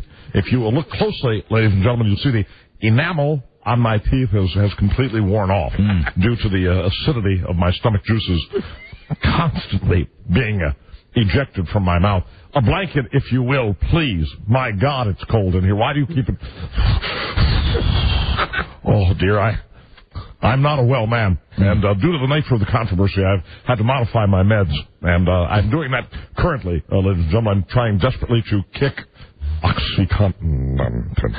You know, we're going to try an experiment with you today, Rush. Oh, dear. Here's a blanket. Oh, the cramping. The cramping is driving me. I'm not holding down solids.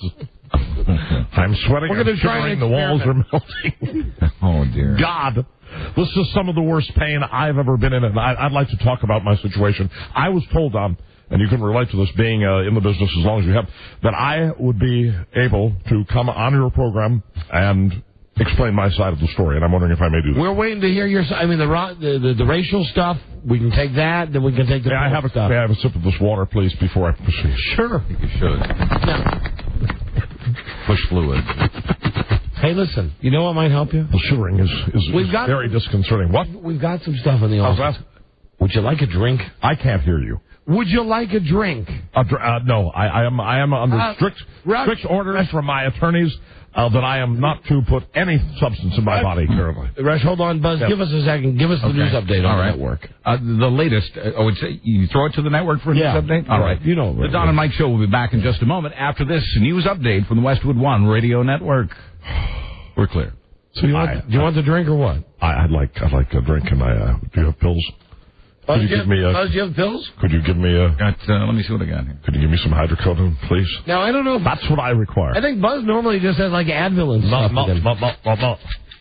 What have you got, Buzz? Well, it says hydrocodone. Bring them over, please. Now, so you've got the magic stuff? No, you're funning him. So you're teasing Don't him tease now. me like that. I need these pills. wanted to see how he'd react. 4,000. Yeah. I've taken 4,000 of them. What do you have really, Buzz? What is it? Try the ibuprofen. That'll. Is that what you have, ibuprofen? That'll fight the flu symptoms that I you're have a experiencing. prepared statement that I'd like to read when we go back on the air, but I want to tell you right now, I'm in a bad way. Please give me the pills. Please. Hold on. Right. There's a drink. Someone just brought a drink in for you. Here we go. Oh, yeah. Do your magic. Do your magic. And you should know something. The pills that we just gave you. Well, first now tell me. Yeah. Do you feel the pills right away? Do I feel the pills? No. It should be 2 to 3 minutes before I feel the effects of them. So I'm waiting. I'm waiting patiently. But if you'll notice that when I took the drink, I chewed the tablets, even though the bitter taste is somewhat nauseating. I hope to get an effect in 2. Kick in. Yes, slowly. We're coming along. We're coming along. He's feeling it. There we are. Yeah. Work your magic. Well, there we are. There we have it. This is Rush Limbaugh. Yes, I feel like my old self again. How are you? Now here's the thing. Yes, sir. We don't really have OxyContin or hydrocodone here. No. What we gave you... What did I take? I believe they're called placebos. You gave me a sugar pill? I think we gave you an extra-strength Tylenol. And I think we may have given you a Midol. The pain, shooting pain in the legs, the feet, the hemorrhoids are worse than ever. Sweating now. You were just freezing. Beads of sweat coming down the forehead. Oh, well. Blurred vision, slurred speech. Fever, chills. Oh, dear. Kleenex, tissue, bloody nose. Oh, my God. Yeah, eyes burning, bloodshot. Ears hard to hear. God, this is horrible. Feeling vomiting coming on. Not doing well. Would you like to comment about Donovan McNabb now? I was right. Wow. All right. I'm sorry. I'm not doing well. Why are you scratching yourself? Oh, dear incontinence. Oh, bowels releasing. Not good. New suit. Buy new suit. Note to self. God. All right. Tell me, please, when we're going to go back. Now, what's the scratching? Itching all over. You realize... I am not a well man. I'm trying to shake these damn pills that I've become a slave to. You realize... I've become a slave to these narcotics. When you took the Tylenol and the Midol, when you thought they were the OxyContin and the hydrocodone... I know. It's an old drug rehab trick that you played on me with the placebo. And the placebo did not work. But what if I was... I'm not taking any more placebos. What if I was to tell you... Rush? Yes. I scratched. Most of my skin is gone. Look at my hands. But that's gross. Gross. I look like that horror figure. Rush. Fred Krueger. What if I was to tell you that those pills were real? That wouldn't work now. You've tricked me, and I know it's a placebo, and you're toying with me like I'm some sort of game. I wish to come on your program. Are we back on the air? I have a statement to make. No, we're not. Are you going to throw up? You look like you are. Get a bucket. He is going to throw up. Keeping it down. No, he's not. We need a bucket. Here's a waistband. We need a bucket. Rush. Oh, projectile now. Sorry. I knew it was coming. Oh, that bile smell. Oh, I've damaged another one of Martha's ties. Look at this tie. I could tell you were going to puke. You're going to yak everyone. I'm fine. I'm fine. I'll be all right. I'm a man. I'm stiff upper lip. EIV. Vomit. Excellence in vomiting. That's why I have... It's all gone. I believe that the contents of my stomach I've voided completely. Okay. I'm ready now. I'm fine. Just a cold cloth perhaps would be fine now. It varies. It goes between being extraordinarily hot and then extraordinarily cold, and I begin to shiver, and it's the chills. I have a fever. Yep. My hemorrhoids are bothering me. The ear is not well. I'm losing most of my hearing once again. I'm having trouble with my vision. I am totally functionless sexually. Your pecker. I am not able in any way to function down there. Wow. I have no control over my bodily functions. I am simply a mess, and I am not doing well. And I really feel that I am as close, ladies and gentlemen, to death as I've ever been. Rush, you look like you're sweating a lot. I am sweating quite a lot. That actually is... We have the blanket you asked for. I don't need it now. I've gone back to feeling hot again. Don't you understand what withdrawal is? It's horrible. Please bear with me. I'm doing the very best I can, even to live day to day. I'm just not myself. It's terrible. How'd you get through your radio show today? And I'm off my menstrual cycle. How did you get through your radio show today? Unfortunately, are we off the air? Yeah. Yeah, still in news, yeah. I did take 2 OxyContin prior to the show just to get through. I had to. 2? I had no choice. What does 2 mean? 2 means 2. 2 means 2 helpings? 2 servings? 200? I'm going to cry. I'm going to cry because you know me so well. I took 8 pills. Wow. I lied. I lied to you. I did not take 2. Well, how does 2 turn into 8? Yeah, you made me lie. I know it's not really 8. No, It's not 8. How many did you take today? Not 8. I took 20 pills today. Starting at dawn, I woke up.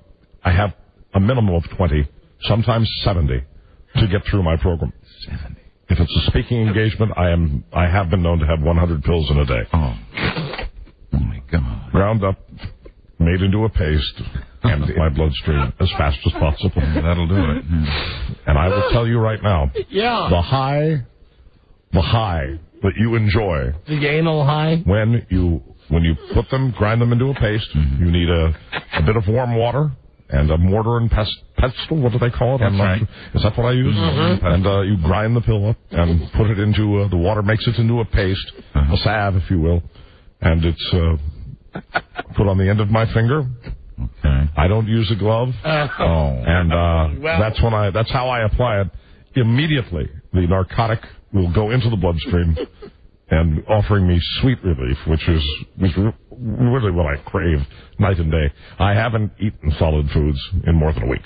So you ground 20 of those pills up today and put them in your... Yes, in my rectal tissue, which is the source of most of my agony, which I will be making a statement to that effect.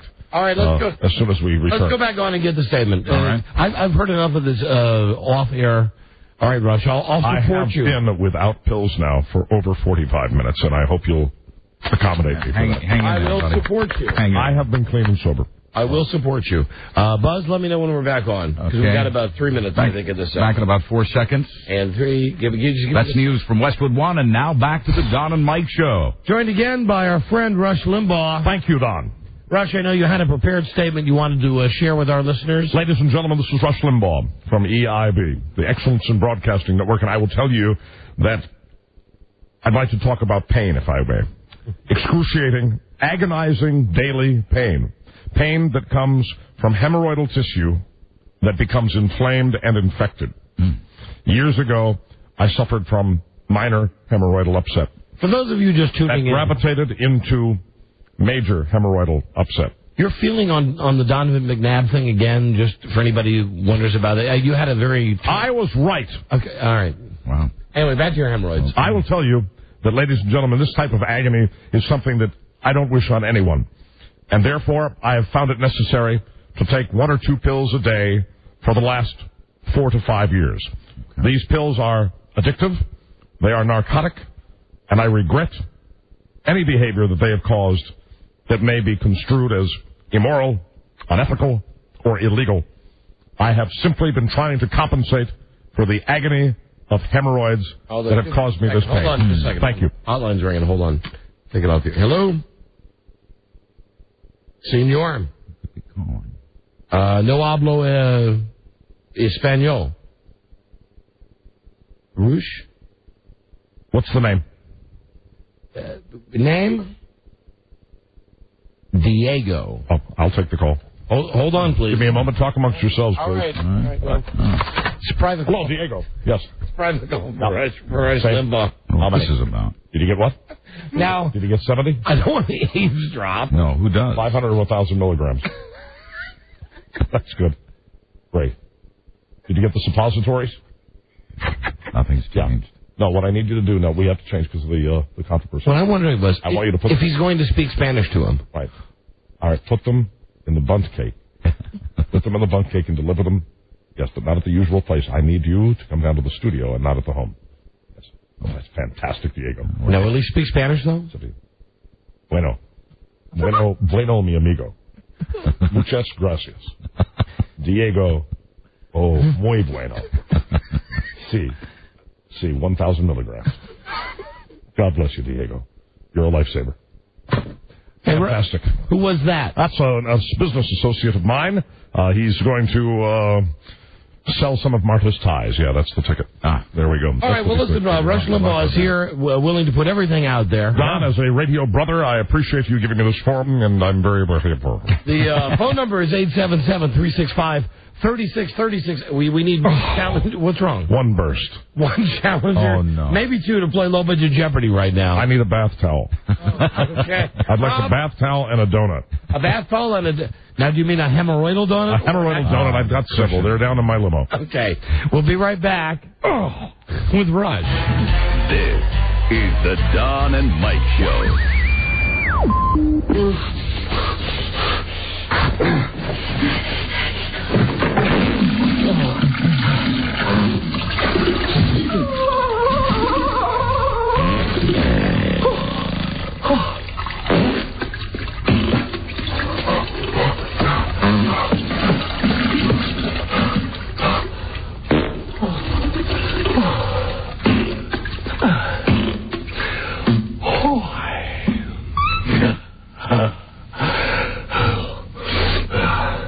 The Don and Mike Show. Not just lowbrow, they're no-brow. Don and Mike. All right, here we are. How are you? With Rush Limbaugh, who, very briefly, I'll tell you during the break, a cab pulled up out front of the radio station. Right. Hey, pasa. And some guy wearing one of those sombreros came out. That is my business associate, Diego. And he had what appeared to be a shopping bag in his hand. And he exchanged this to Rush. In exchange for looked like an autographed photo. That's what I gave him. You were signing something. Yes, an autographed photo wrapped around some Monopoly money. And the next thing I know, Rush was running back here into the studio. I feel fantastic. We're going to beat this thing. That's all I want to say. So you're hepped up on goofballs now. I would rather not comment on that at the advice of my counsel. I will tell you that I'm looking forward to playing your game, Low Budget Jeopardy. I'm delighted to be here, and thanks to all of my EIB supporters who have sent me cards and letters sharing such deep, touching sentiment. That's nice. I find it gratifying. If we could just have a moment, Buzz, with the news update, then we'll play the game in 60 seconds. And now here are news headlines from Westwood One. The Don and Mike Show will return in just a moment. We're clear. Yeah. So you got your stuff? Oh, man, Diego's the best. Fantastic. So you're 1,000 pills, all 1,000 milligrams also. How many have you taken? Big fat ones. How many have you taken? I only need 10 of the 1,000 milligrams. And that crap about thank you to all those morons that blindlessly just support you no matter what. Well, I lied about that, actually. We're getting volumes of hate mail. Yes. Have you ever thought Terrible about hate mail? This is nasty stuff. You ever thought about just telling them that you made a mistake? Absolutely not. That's you're the whole sorry? Act. You don't know the act, do you? Let me explain something to you. The act is the act. That's what, if you admit defeat, if you show any sign of weakness, they will pounce on you like wild piranhas in the Amazon. They will eat your flesh off your bones. That's what they will do. If I show any weakness whatsoever, they will eviscerate me. I will be disemboweled, figuratively speaking. Do you think, and I know we've got just 10 seconds, but do you think that the stuff you just took is going to get you through this segment? Damn right. And if it doesn't, I got a bag right down here. Take a look at these. You can't open the bag while we're on the air. So whatever you want, you better eat now. Okay, let me... Buzz? Let's get them out. Back. Okay, that's news headlines from Westwood One. Now back to the Don and Mike Show. We're here with Rush Limbaugh. Hi. How are you? We're doing fine, Rush. Let's play Low Budget Jeopardy. And is there anything you'd like to say? Is there anything you'd like to say to your audience now? I'm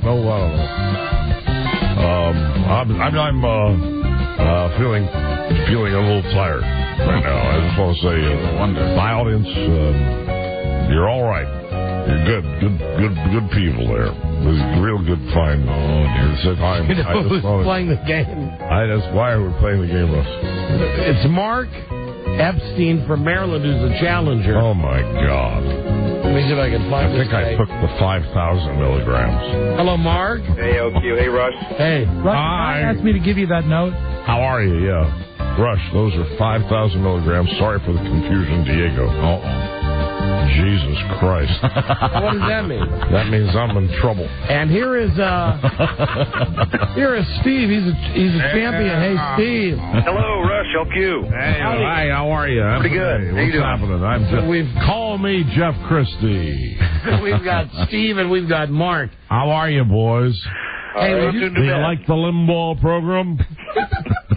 Are you fans? Hey, would you Are say you my big fans? Would you say music radio? Music, much more music. Jeff Christie with you. My heart is so tired.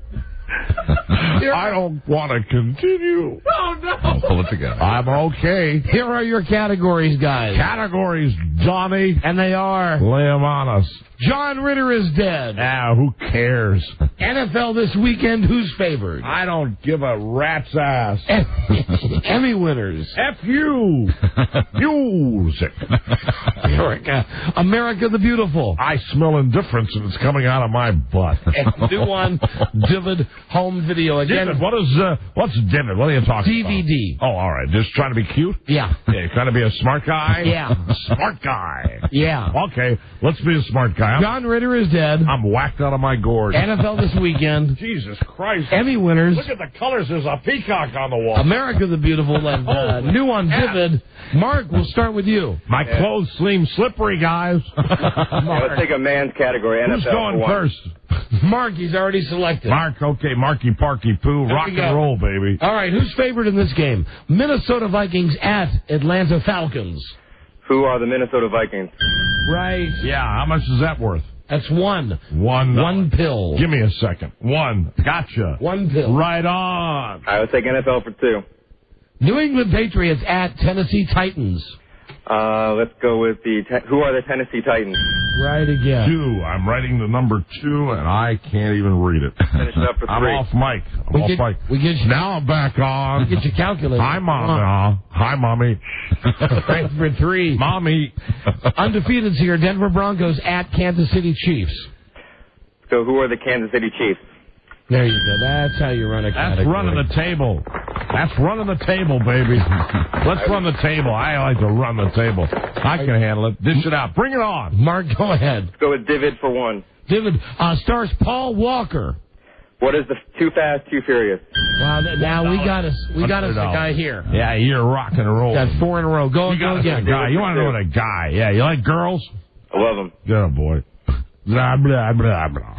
Hey, Rush. What do you want? Wow. You can't get it up, right? Not a chance now, man. Take a look at this. You want to see? No. I'd like to see my Put that back. Would you like to take a peek at my piece of penne pasta over here? No, Pecker. Okay. New on Divid for 2 stars Cuba Gooding Jr. Let's go with... The only reason he got his movie roles is because he's black. Oh, Rush. I'm sorry, I speak my mind, and I'm right. Steve, you're in control. You can steal. Your chance to steal. I don't know. Nice. Thanks for the effort. And Mr. Skin had this yesterday, an awful movie called Boat Trip. Boat Trip, yeah. All right, Mark, I like that website, that Mr. Skin. Finish DVD for 3. Great TNA. Stars, and need some help with the pronunciation here. Hey! Parminder Nagra. What is Bend It Like Beckham? That's right. The girl that wants to be Beckham, bend it like Beckham. What the F is the dollar value? 3 pills, Rush. 3 pills. Did I tell you I took the 500,000 milligrams? Yeah. I heard. Useless gland. Mark, go again. Let's go with John Ritter for 1. John Ritter is dead. Name of this ABC TV show still running episodes of a dead guy. What is 8 Rules for Dating My Teenage Daughter? Oh, let me give it to you. Steve, cannot. Your chance to steal, Rush Limbaugh. What is 8 Simple Rules for Dating My Teenage Daughter? There you go. Now you're on the board. $1 for you, Steve. Select again. It's simple. I'll take John Ritter for 2, please. It's simple, and they didn't say simple. Right. Game show that is still running. A goddamn pretty girl. Game show that is still running his last episodes taped before Mr. Death came knocking. What is Hollywood Squares? Right, Hollywood Square. $2 for Stevie. I'll take John Ritter for 3, please. Former Three's Company co-star, rumored to be in line to replace him on 8 Simple Rules. I don't know. Mark your chance to steal. Who is Suzanne Summers? No, come on. Richard Klein. Who's the neighbor? Come in the air. It's Vanity Fair. I'll take America the Beautiful for one, please. All right, these are facts. Who's in control? These are facts about... I'm not. Mark is. I am. Look at that puddle.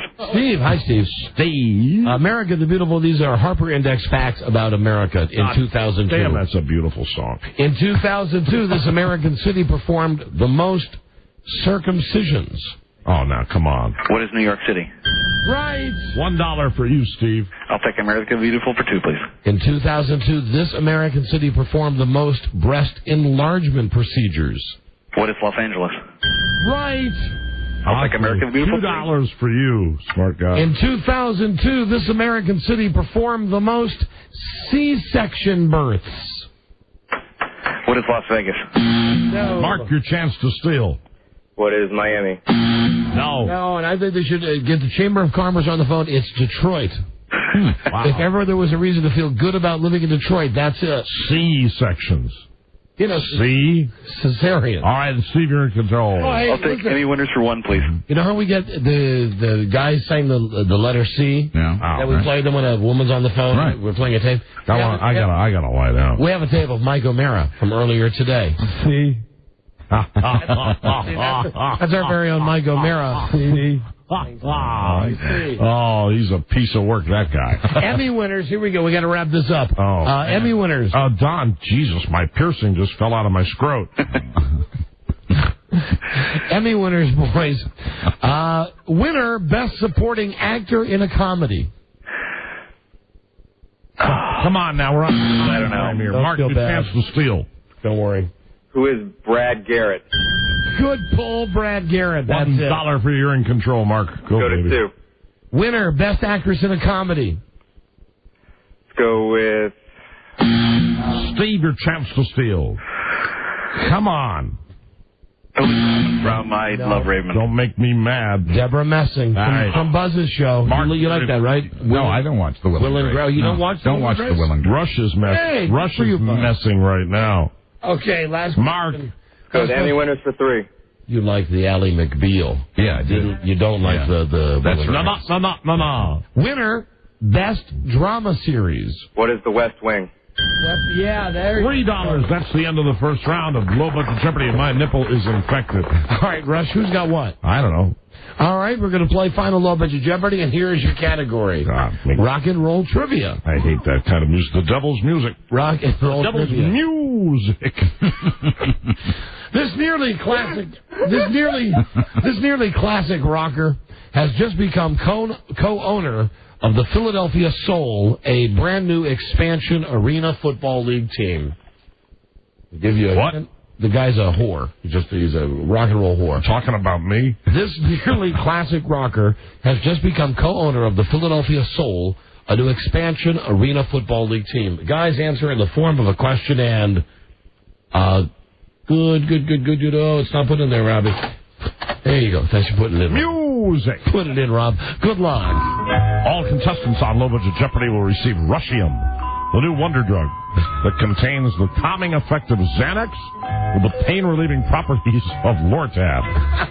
Shaped like a gumball and flavored with licorice, just 2 Rushium can drift you slowly away from your pain without side effects like constipation or dry mouth. Ladies and gentlemen, this is Rush Limbaugh for Rushium, the new wonder drug. Take Rushium today and get ready to go back to bed. Now back to Final Low Budget Jeopardy with Alex Trebek. Man, I'm whacked. You sound it. Thank you, Tom. Hi, Tom. I'm Rush Limbaugh. Look at me. I'm going to spin. It's spinning time. Who do we want to talk to first here, Rush? I don't know. Come on, pick one. Anybody have an idea? Steve. Steve. All right, Steve. We'll go to Steve. Guy, Steve. Steve, this nearly classic rocker has just become co-owner of the Philadelphia Soul, a new expansion arena football league team. Who is Bono? Bono. Negative. Yeah, he's a left-winger anyway. Who needs Bono? Go to Mark. Mark, if you have the answer, you're the big wiener. Who is Bon Jovi? Can you be more specific? Who is John Bon Jovi? There you go. That's right. But Mark, you are our champion. Champion. We are the champions of the world. John Bon Jovi, NFL whore, buys the team. I can't feel my toes. Listen, parting is such sweet sorrow. I do. Mark, yes. You're the winner. Steve, don't go away, man. Just go away. Here is Rush Limbaugh to tell you what you won, your money and your prizes. Rush. 20 minutes past the hour, and we've got more music with the Archies. Jeff Christie. All right, here you go. You have won a Cox Communications prize pack. Meet Buzz. Who's he? Right there. That's me. Hi, Rush. How are you? Hi. This Saturday from 10 a.m. to noon for the ESPN 2-minute drill. Ladies and gentlemen, at Springfield now. Buzz will be at the lower level in front of J.C. Penney, courtesy of Cox Communications and Music. Pretty cheery gig, huh? I can't feel my entire right side. Wait, there's more. You have won a Halloween mask. Halloween. Provided by anymask.com. It is the kind store. It's a good store. www.anymask.com. Thanks for playing the game, and you boys have a nice weekend, won't you? I will. Thank you. Thank you, Rush. Thank you, LQ. Thanks, Mark. Thanks. Good night, Steve. And now, Rush, hold on before you leave. He's down. Rob, help him. He's down. He fell. I am fine. I don't Rush, know. always remember, never forget. Low budget today is a crappy show.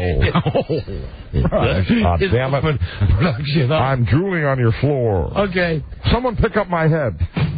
I'm not leaving. Bye. We'll be right back. All right. Still here. The Don and Mike Show. Drag my ass out of here. Howard Stern. Mornings at 6 on 106. You're still here? Hi. Hey, guess who's coming on now? Jeff Christie. Beverly. Friday afternoon jammed each way at the Wilson Bridge, each way on the Beltway between 270 and Tyson's, out to the west on 66, She's hot. south on 95. Traffic's brought to you by Blockbuster, where your favorite movies are guaranteed to be there or they're free, like Dreamcatcher starring Morgan Freeman. Rent Dreamcatcher and make it a Blockbuster night. Fear Beltley, Don and Mike Show, WJFK. Got a pew. Infinity Broadcast, WJFK-FM, Manassas, Washington, D.C. God damn it, Eddie, it's not the knee. Hey, it's my shoulder. I hit my shoulder when I hit the gym floor. It feels like it's full of gravel. Well, it's always felt like it was full of gravel. Now, come on, give me a B12 shot. That's what I want. Always messing with her knee. Hey, how you doing, baby? All right, Del, you gonna get a shot? Oh, no shots for me, Turkey. I can't stand needles. Hey, you gotta master the technology of this game. Hey, how do you do that, man? Take all those pills and shots, man. Does terrible things to your body. You last long enough, you'll realize the only way to survive is the pills and the shots. Oh, not me, Turkey. I got respect for my body. You'll get past that. The Don and Mike Show. You can call Don and Mike anytime from anywhere in America. 877-365-3636. They're ready to believe. As you go out this weekend, remember the words of Sam Hoff.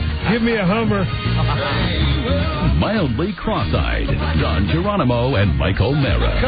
Well, I'm going to try very hard not to have the little fit that I always have. Yeah, and I know why, and he hasn't called yet. We're 2 minutes late. Oh, dear. And I figured, well, I give him a 2-minute cushion. I give her a 2-minute cushion because she's really such a wonderful lady, and she comes on the show and she talks football. And it's always great to have a female perspective when you're talking about a male-dominated sport. And, of course, I'm talking about the beautiful Nancy. From CBS. Mm-hmm. And we even have her new theme music, the music that they're playing really on the CBS, the NFL on CBS, the NFL Today. How do you like it? It's a little too gladiator-ish for me. Not as good as the old song? Yeah, but I like gladiators. Thank you. So we've gone to all this trouble. And then a little exorcist there, you know. To get Jim Nancy. And, well, he's not here yet. You hear this music if you watch the games on CBS, and you really don't have a choice. Half are on Fox, half are on CBS. Right. I've noticed the way they used it is when they come out of when they're going to give you the scores. Yeah. The game break scores. You know, Fox has got that distinctive ding ding ding. Right. Well, they come in with this whole. So it's like out of the blue, you hear this music, and you imagine that Moses is going to be walking down, or that it's going to be Russell Crowe. Right. And it's just a thing where on the bottom of the screen it says. And it goes from gladiator to spy movie. Well, Nancy said... My report. Nancy said that it was someone who just sent the music in. Really? And that they went with it as their theme as opposed to the other distinctive CBS music. Well, do you have the other one? Do you have the old one? Yeah, because I wouldn't mind comparing the two, because I think the other one's the classic one, right? Get the Fox one, too. Because the Fox one's the best song, I think. I like the old CBS one. Yeah. I like the Fox one better. What's the... bam, bam, da, da, da, da, da. That's the old CBS. Okay, here you go. This is the classic CBS from our era when we were kids. Okay. There's nothing better than that. Yeah. That would be classic. Yeah. You are looking live.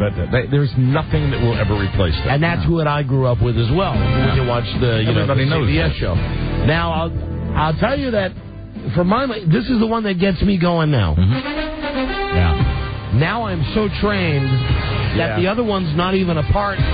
When I hear this music, I know you become aroused. It's football. And sometimes when you hear it, you just go, the NFL on Fox. All day I'm going to sit in front of the set all day.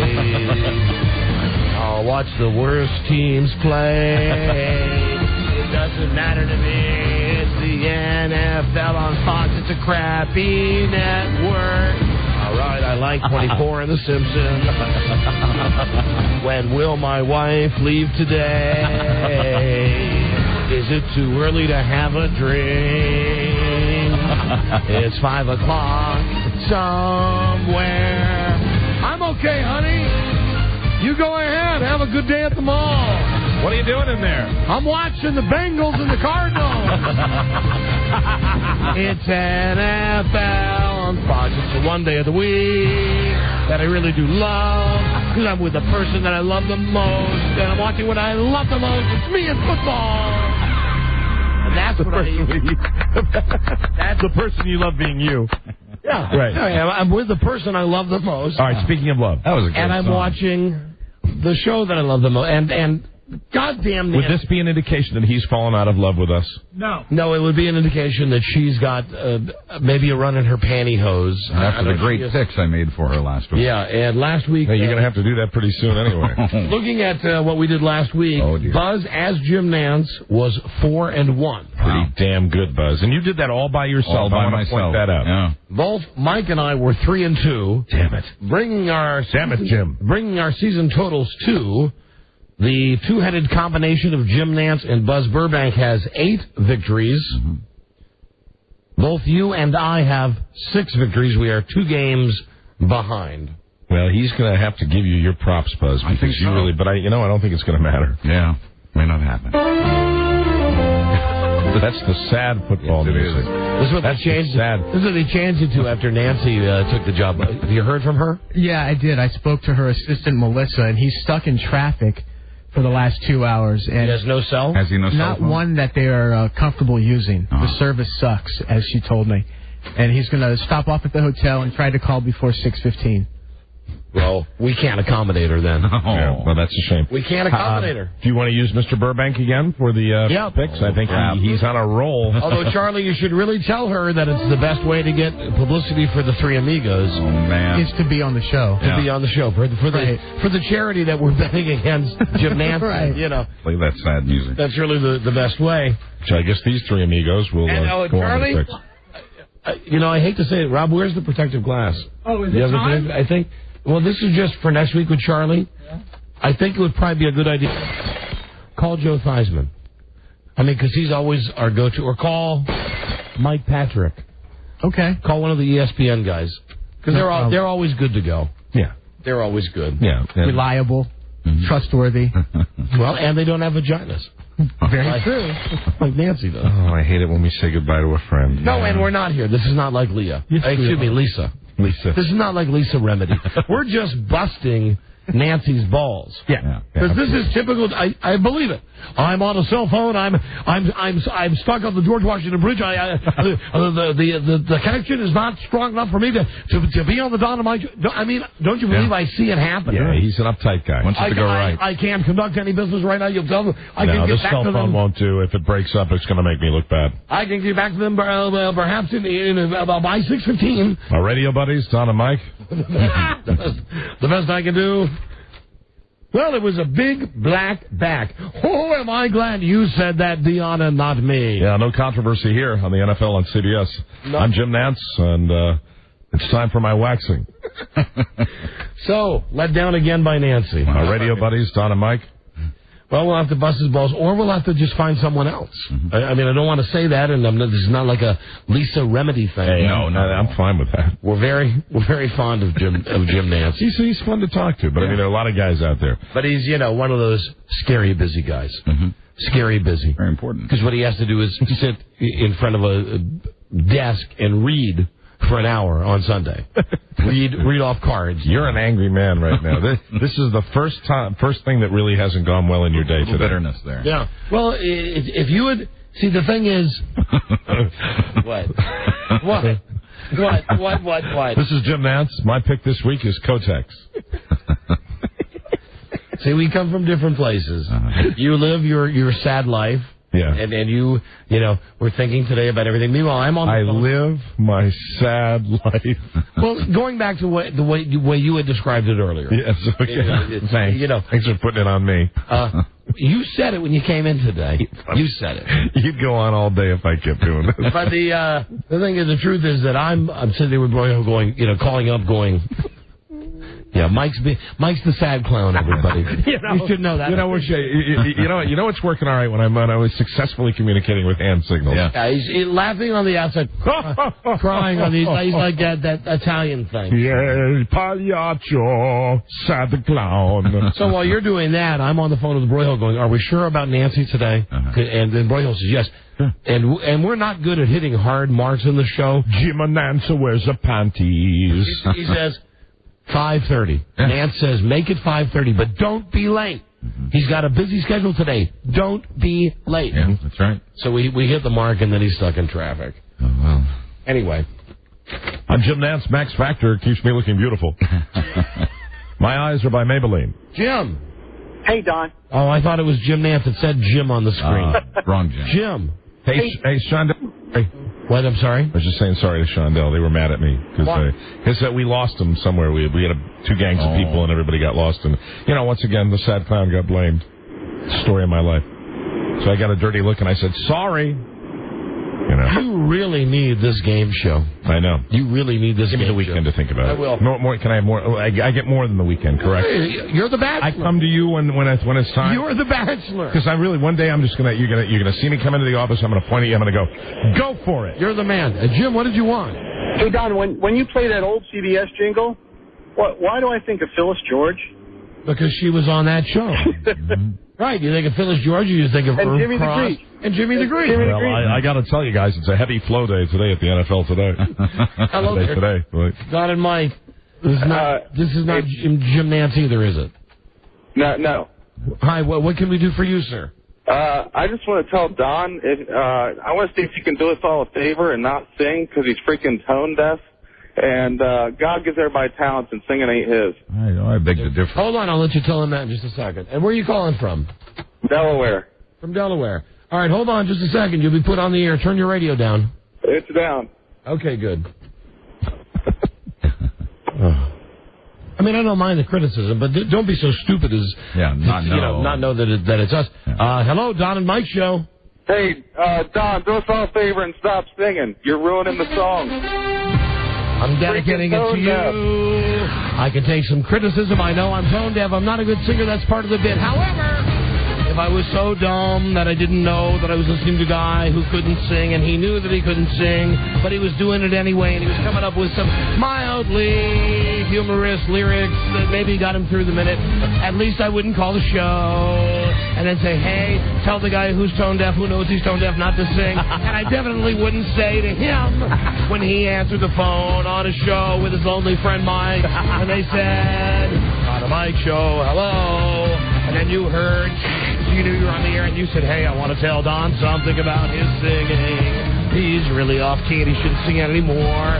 That point is not being debated. What's being debated right now is the fact that although I know I am tone deaf and I really shouldn't sing and I'm just doing it for humorous effect, you didn't know that you were talking to us on the radio the whole time. So even though I'm a bad singer and I know it, you're a really dumb guy and you don't have one single freaking clue. That was a song especially for you, sir. Hello? Yeah, hello. Are our microphones, sir? He's gone. He left. He's gone. All right, and now on to the picks. Very good. On to the picks. We're playing for charity. Go to WJFK.com. You'll see the charities. If Nancy doesn't show... Do you have a sheet? I do have one for you. Here you go. Thank you, sir. First game. All right. Denver at Kansas City. Easiest pick of the week, my friends. You heard it here. Chiefs, big. Yeah, no brainer. Kansas City. I agree. Kansas City. Okay. Seattle at Green Bay. To pick with the head or to pick with the heart. Yep.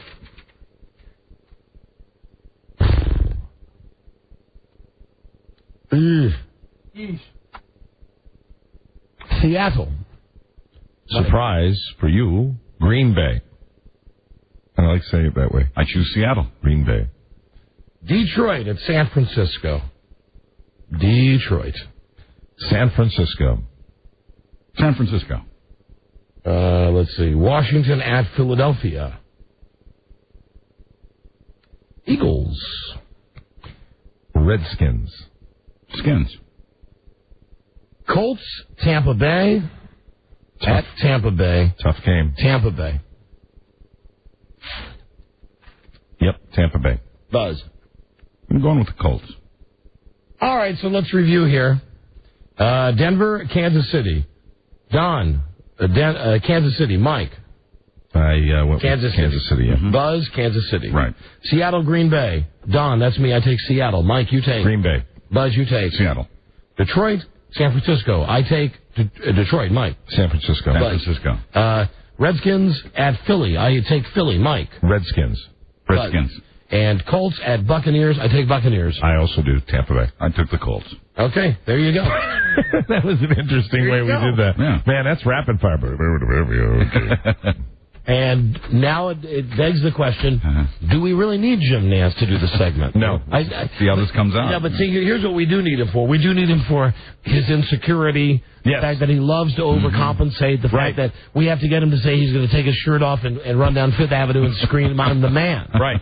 That's what we need. But we need her to be on time. I know, and it didn't happen today. In the future. Damn it. Okay, stay there. We'll be right back. This is the Don and Mike Show.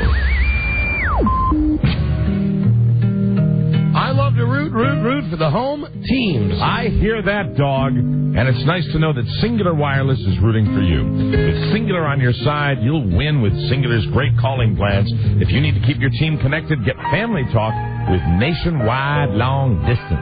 Mike, I know that you recently had an experience with Singular. How would you describe the See? Oh, well. Wow. See, you had a great time. I did. It was fantastic. There's nothing quite like Singular. And if you need phones, Singular lets you be the hero and score 4 free Nokia 6340i phones after signing a 2-year service agreement. And after Mike got that great deal, he looked at me and he said, see? I'm very proud to be added to the C catalog. C for Singular. Oops. So why don't you call Singular at 1-866-SINGULAR? Make sure you tell them that Don and Mike sent you. Certain restrictions apply. See any Singular wireless store for details. See? Don and Mike, WJFK. This is the Don and Mike Show. Paul? Trey says he's never been fishing before. So can he and I take turns with my fishing pole? All right. Better still, I'll let him have one of my poles, and then you can both have one. Gee, thanks, Sheriff. You can let him use your pole, Paul? The big one? Sure. But you all got to get some sleep. I know. One of you come in my room. Okay, Paul. Oh, no, wait a minute. You go, Trey. You stay in your own bed. Trey gonna sleep in your bed, Paul? Now, don't worry about it. You'll see him first thing in the morning. See, the other boy's sleeping with Andy Taylor. What's that about? Go to sleep. What's the deal with that? I hope. I know. Hi, Paul. The Don and Mike Show. I know. Happily cruising aboard the rudderless ship, Don and Mike. Okay, here we are. Why did Andy take that kid into the bed? You know why. Rob, no. You know why. You take an innocent show and turn it into that. You heard the tape. Yeah, tape does speak for itself. You heard the tape. Hey, Paul, where's my friend going? Your friend's coming to bed with me, Opie. You go ahead and get in your own bed by yourself. Right after all that poll discussion. Yeah. Right. He gets to use Paul's pole, the big pole. You know, that's a great tape that we don't play enough on this show. Listen to it again. Yeah, it is. Andy of Mayberry, and the setup is he's a single father. Yes. He's got a boy named Opie, and another boy's come over to spend the night so that they can all get up in the morning and go fishing. And for some reason, well, obviously the father's trying to calm the boys down, but then That's what you say, Mike. it's like a bait and switch at the end. He's in love. Andy's in love. Paul? Trey says he's never been fishing before. So can he and I take turns with my fishing pole? All right. Better still, I'll let him have one of my poles, and then you can both have one. Gee, thanks, Sheriff. You can let him use your pole, Paul? The big one? Sure. Yeah. But you all got to get some sleep. I know. One of you come in my room. Okay, Paul. Oh, no, wait a minute. You go, Trey. You stay in your own bed. Trey gonna sleep in your bed, Paul? Now, don't worry about it. You'll see him first thing in the morning. I'll bring him in as soon as he dozes off. Go to sleep. I hope. I hope. Hi, Paul. And then who knows, you know, behind closed doors. Oh, God. Who knows? Okay, we have a limited break here because we want to make sure we get to Buzz's news and comments because we're going to be all over the Arnold Hitler thing today. Right. Yeah. Here's what I'm carrying around. I mentioned I've had just been in a fantastic mood, and I think part of it is because all this junk with work is in our rearview mirror now. It is delightful to come in here and start enjoying the shows again. I love it. We've really been having a lot of fun the last couple of weeks, and the best sign that I think is the fact that this right here, this folder, this dog-eared folder, is full of stuff. It's crammed. Let me just tell you some of the stuff. Because I always say, well, this will be my go-to in case something happens and we need something. Here's what I'm carrying around with me. Besides the bits that we could do but we don't have time, including Ask Joe or Stump the Stoop or the phone booth Olympics game which we have set up. We've still got the DJ Spotlight to get to. I've got a great article about how Kelly Ripa is turning into Kathy Lee Gifford. I could call my brother Jim about his vasectomy that I'm paying for. Yeah. We've never called that crazy disc jockey George McFly. We could review movies that we've not seen yet. I've got the list of the 50 most hated television stars of all time. I've got a great 4-page list of sex phobias. I have an enema product of the future. And we have jail mail. And that's without even going to my second sheet of stuff. That's pretty hefty. So I think what we'll do is go with jail mail. We had some disturbing jail mail last week. We did. It's always interesting. Never boring. This time I don't think it's going to be as disturbing. Although we do hear, I've peeked ahead, we do hear why this particular guy, at least according to him, is in the Who Scout. Very good. Okay, that's good. And, you know, maybe you'll feel a little better. Let me just tell you, it's murder. But maybe you'll feel better about the circumstances. Wow. About why he's there, if he's being honest. Anyway, this is the guy who writes the Joe stories from jail. Okay, very good. And it's dated 9/28, so sent just a couple of weeks ago. Dear Don and Mike, or a couple of days ago, I take that back. Yeah. Right, just a few days ago. Dear Don and Mike, hey, it's me, your favorite convict, checking in. I've enclosed the following for your consideration. The Joe story, part 3. When I sent you part 2, I sent you the original and a rewrite. You read both versions on air. Don liked the original, Mike preferred the rewrite. Don, since you have a wife to go home to and Mike only has a bottle to hug, ouch. Yeah. I've decided to continue the storyline based on Mike's preference. Okay. All right. I don't even remember what the storyline. I don't remember that. Really. I appreciate that he's giving us the storyline I wanted. Disturbing, though. Regarding your love of the C word, you should find this funny. At my prison, we are being given a dessert called a C treat. Enclosed is the wrapper from one. As you can see, it says 1-C treat. And if you look right there, Mike, you can see there's the wrapper from prison. Look below, good source, where it says 1C treat. Yeah, okay. Okay? Well. I never thought when I went to prison I'd be eating C. Number 3. In a week or two, I may have brief access to a phone between 3 and 3:30. If I call, will you speak with me? If yes, what is the best day to call? Incidentally, I'm the guy that started the whole jail mail thing. I wrote years ago starting the whole Charlie Stossel loves to take baths storylines. Mm-hmm. I've sent you many prison rule books. Yeah. All told, you've read 14 of my letters. Wow. And I have recorded every reading. When you read my last letter, you guys toyed with the idea of sending Joe to the prison to visit me. You never decided. How about it? I'm up for it. Send Joe out for a visit. Where's he incarcerated? In Jessup, Maryland. Jessup, okay. Medium, right? Yeah, it's medium security. Lastly, enclosed are my picture and details and a picture I've made of Dennis Murphy. I'm hoping you will post both on WJFK.com. Sincerely, David Xavier, prisoner 215529. And the papers start like this. Oh, first here is the picture. Obviously, he has access to a computer, and he's taking this off the web. It's a picture of Dennis Murphy bending over, and he's put a giant penis on Snoopy, and he's attacking. That's nice. Yeah. He's attacking Dennis. Okay, that's disturbing. The Christmas card. Yeah. Okay. Yeah, that's we all kind of reacted. Yeah. Okay. And then we have the picture. David Xavier, age 37. Interests, motorcycles, cooking, movies, science fiction, running, and chess. Picture of a rather average-looking fellow on his motorcycle. I'll pass this over to you, Mike. Thank you. Here you go. Thank you. Let me see. Crime. That's an old picture. In 1995, a neighbor assaulted my 6-year-old daughter. I killed him. And now I'm serving 35 years for second-degree murder and illegal possession of a handgun. Comments. In 1998, my wife divorced me. Since being in prison, I've earned my associate's degree via correspondence. I'm interested in writing to anyone who writes to me. However, I do not correspond with Bible nuts.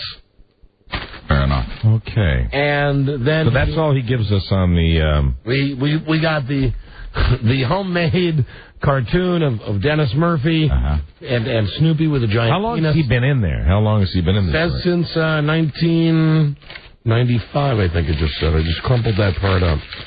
Hold on. Crime in 1995. A neighbor assaulted my daughter, and I'm serving 35 years for second-degree murder. Yeah. And then he sends Joe's story, part 3. Joe awoke. His body was sore, and there was a bad fish taste in his mouth. Suddenly, the memory of yesterday came flooding into his mind, and it caused him to gasp. Joe had stupidly tried to reach WJFK, F the network, so-called, by hitchhiking. This had resulted in Joe being kidnapped. His kidnapper was a father who wanted a mate for his fat, dirty, retarded daughter. At gunpoint, Joe, who had been forced into a filthy cell that the daughter had lived in her entire life. When the daughter, Gladys, had pressed against Joe and started to force her tongue into Joe's mouth. Oh, boy. Joe passed out. Sure. Joe looked towards the single mattress on the floor. Straw covered it. And on it, the obese woman slept. She was snoring loudly with drool sliding out of her mouth. Oh, boy. She had a smile of satisfaction on her acne-scarred face. Sure. Joe then felt a painful and itching burning in his crotch. Let's welcome to the show Jim Nance from CBS Sports. On that note. Yeah. Hey, Jim, Now, listen, Nancy, we had your new music ready and everything. Man, it's good to be back with you guys. And typical woman, here you get 35 minutes late. I understand you were caught in traffic? Oh, yeah. You think you got the reverse commute coming in today, but hey, I'm here. I'm glad to be with you guys. It's Fridays in the fall. That means I'm with Don and Mike. It's a good thing. Well, listen, we've already done this. We're in the middle of a jail mail segment right now. We're reading mail from inmates that write the show on a regular basis, Jim. I don't know if you want to be involved in this, Jim. Have you ever gotten a letter from an inmate? Many times. Okay. Sure. Well, then, many times. As long as you're here, Jim, we'll just finish reading the letter. We're almost done with it. Pulling his pants and underwear down to get a look. It's a story. Joe saw red and green blisters all over his frankenbeans. Oh, my God. Somewhere open. What did I just walk in the middle of here? I know. Joe, it's almost over. Yeah. Joe slid to the ground while leaning against the wall. She must have effed me when I passed out, Joe thought. Now I've got some kind of weird STD. To be continued. Mm-hmm. Little did Joe know his latest STD was the least of his problems. One of Joe's swimmers had entered Gladys's egg, and she was now pregnant with Joe's child. Oh, boy. And, Jim, we can give you the background that is a story that this inmate, it's a series of stories, a serial, that he's writing about our phone screener, Joe Ardinger. And it's quite zesty. Well, that's some really good storytelling there. Yeah. It is so vivid. And I'm looking forward to that to the miniseries on CBS. See, that's why you got to be on time. Don't think it won't be. He gets a plug for CBS in any possible circumstance. Yes, there you go. Ring the bell. Now listen, Nancy. Yes. Let's get your picks. Last week, because we were not able to hook up with you, Buzz played the role of you and went 4-1. We were going to give you credit for Buzz's picks, and he got 4 out of 5. So you in effect ran into a buzz saw. There you go. Yes, and both Mike and I were 3-2. We are. That's a good week for you guys. 2 weeks, but Hey, Buzz is my man. By the way, way to go, Buzz. You represented me well. If I just had to take a week off the NFL today, you can step in for me over here as well. Just so you know, here is the tape of Buzz making the picks on last week's episode when he played Jim Nance. Here we go. Kansas City at Baltimore against the Ravens. Jim is going to pick Baltimore because of Jamal Lewis. Philadelphia Eagles at Buffalo Bills. Nancy. I'll take Philadelphia. New England at the Redskins. And Jim will go with the Redskins as well. San Francisco at Minnesota. Jim will take Minnesota, please. Monday night game, Green Bay at Chicago. Jim will take Green Bay. They did pretty good by you, huh, Jim? He did. The only thing I hate to shoot holes in a 4-1 performance, but had he, of course, I guess this was on Friday. I had picked on the air. I picked Kansas City to win the game at Baltimore. And of course, the rest of my picks are on my new website. Can I give that a plug? Wow. Sure, go ahead, Jimmy. No, CBS Sports Line. I have every Friday in there. I pick games. There they are under the heading of Nanskerdamos. Plus, on Mondays, I give my observations from the anchor desk there at the NFL Today. And so, CBS Sports Line. He's ramped up. He is a promotion machine. I am just a promotion machine over here. I'm ready for a little 5-0 week here with you boys. All right, so you go to CBS Sports Line and you type hot male action. Now, Jim, is your site linked to Women's Day or? I think it's linked to that last letter you just read. Yeah, there you go. All right, let's get Jimmy's picks, Nancy's picks. Buzz, give him the games, and we'll get what Jim Nance actually picks, and we'll compare with how Buzz picks for Jim Nance. Yeah, that'll be interesting. What was the first game? Oh, Buzz has already picked today, too? Yeah, we picked. We don't count those today. I mean, Buzz, I love you for the 4-1, but this is the official pick here. All right, give him the games, Buzz. Jim, I have no idea what I'm doing. Detroit at Kansas City. I picked Kansas City for you. Well, the problem is Denver at Kansas City. I'm sorry, Denver. Okay. Who did you pick? Kansas City. I'm taking Kansas City. There you go. That's what I thought. What's the next game, Buzz? Seattle at Green Bay. I chose Seattle for you. Buzz, this is crazy. You're right on track here. Wow. All right, next game, Buzz. Detroit, San Francisco. I chose San Francisco. What do you think? I'm going to do something very bizarre just to get you guys back in the game here. I'm going to take this as my 5-star steamer special. I'm going to take Detroit to win the game straight up. They're sizable underdogs. Oh, okay. I'll tell you, Jim, I take this as my absolute. I don't want to sound like one of those hucksters on Sunday morning, right? But really, this is the lock. You got your baby's college money. Go to Las Vegas. and put it on Detroit. Steve Mariucci's coming back to San Francisco. The 49ers are upside down with turmoil. Jeff Garcia hates Terrell Owens. That's right. There is no freaking way, Jim, that the 49ers beat Steve Mariucci this week. And the Lions are playing hard every down. You don't think Mariucci knows how to coach and prepare against every one of those guys? He drafted and brought in every one of those players on the other side of the ball. Jim, you know that Detroit was a missed extra point away from being tied with Denver last week. Yeah, that missed PAT changed the whole complexion of that game. I like it here. I like Mooch and Detroit here.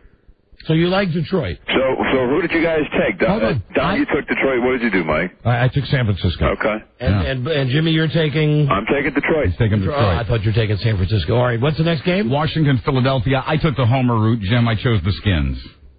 Oh, well, I thought you meant the home team. No, Philadelphia. Change my pick to Philadelphia here. Okay, done and done. And what was the Monday night game? Colts and Tampa Bay. This is my Super Bowl matchup, by the way, that I picked week one before the first show. I picked Tampa and Indy, and I got a lot of funny looks. So Indianapolis, are you feeling okay? And, of course, they're now 4-0. I don't think they win here. I don't think they win here, but they could perhaps win on February 1st in Houston on CBS. Oh, God. I took the Colts. I will take, in this game, I will take Tampa. He takes Tampa Bay. All right, so he disagreed with you a little bit. It'll be interesting. Hey, Nancy, listen, next week, make it on time, and we'll chat with you. I look forward to it, fellas. All right, I feel back on track now being with you guys. My weekend is set up for a good couple of days here. Good for you. Don't forget, we're playing for charity, and it's Three Amigos, and you can link to that website at WJFK.com. He just hang out? He's gone. Busy man. Very, very busy. Ass. No, he wasn't. You're mad at him. Jesus, I'm plugging his charity. I think he thought we'd already gotten off with him. Did that like Rob there. Get it? We'd already gotten off with him, right? I get jokes. Huh? Yeah. Dude, I'm in a much better mood than when I started the day. Yes, you are. That's a good thing. Why is that? How is that? Is it the camaraderie, or is it... It's you. Hey, well... And I didn't even use the Major Bill voice. Right back at you, Mike. I know what it was, though. What's that? It's a scotchy. Yeah. And I know... The oatmeal scotchy that Michelle Combs gave me. Delicious. It's time for Buzz's news and comment. She made that herself, you know. Okay. God. In a world where owning a radio was strictly forbidden, you know what I mean? one man I understand. found a way to bring good news to his people. It's me. He made it up. Still easy bake oven. Oh, hey, look, another batch of scotches is ready. Dear God.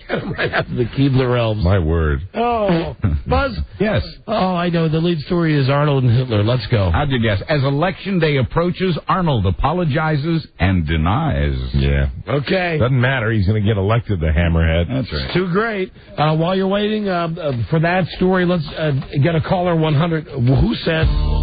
I call people. I want to get a rule change. An exemption? Click. That's one of my favorite words to call a dumb person. Sorry. All right. Sorry, it's there. That's why we have that. That's why we have the technology. I'll be more careful. In the meantime, let's clear out the lines. If you've listened to the whole show today, we reward you right now.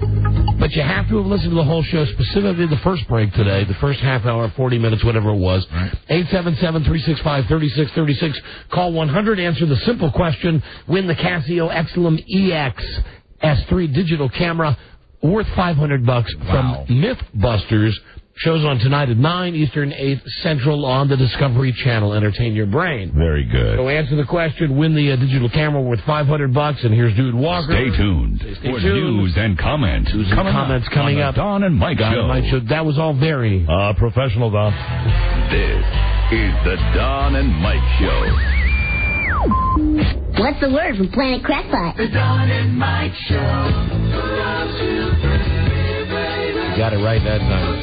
Yeah, that's time. They're not here to make fun, not here to replace. They just want to bring back some memories. Don and Mike. Time for Buzz's News and Comment. Buzz brought to you by Vermax Sexual Pleasure and Performance Enhancer. Doctor developed. Someone call for a doctor? Clinically tested. Vermax works. Get it at Rite Aid, GNC, other select retailers. Try it today. Vermax. 1-888 try VMAX. Let's see if we can bang out a call 100. We get right over to Buzz. Hello, Don and Mike Show. I am caller 100. Right, and what's your name? Daphne. Hi there, where are you from? Delaware. Beautiful. You listening on 96 Rock? Yeah, right now, and also Live 105 when I get further north. Good for you. Great. Have you listened to the whole show today? Yes. Mike went to a party last night. Who threw the party? Maxim. You're the winner. Good there job. You go, winner. That's how that's how simple it is. Yeah. Struck out. And, of course, the good people at Bud Light. You've won the Casio Exelum EX 83 digital camera, courtesy of Mythbusters. Tonight on the Discovery Channel, your prize is valued at $500 American.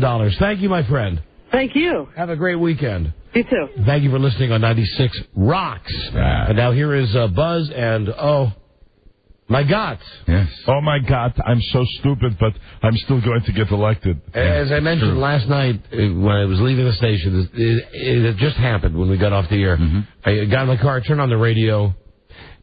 The news comes on. The headline, this is ABC News.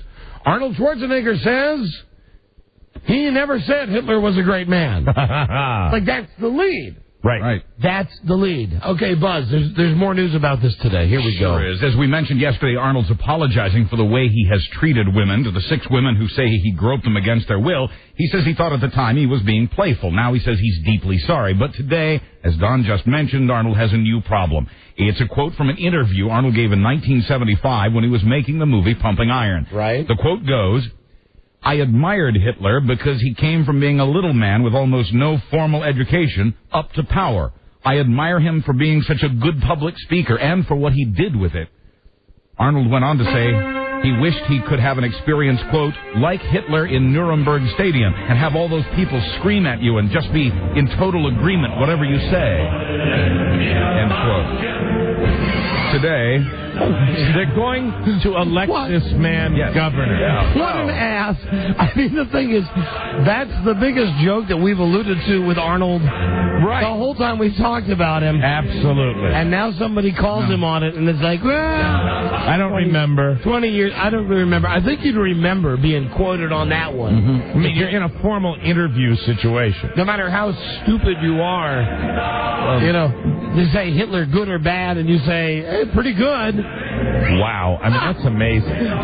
Don and Mike, Californians are tired of silly government, so they're going to elect a muscle-bound movie star.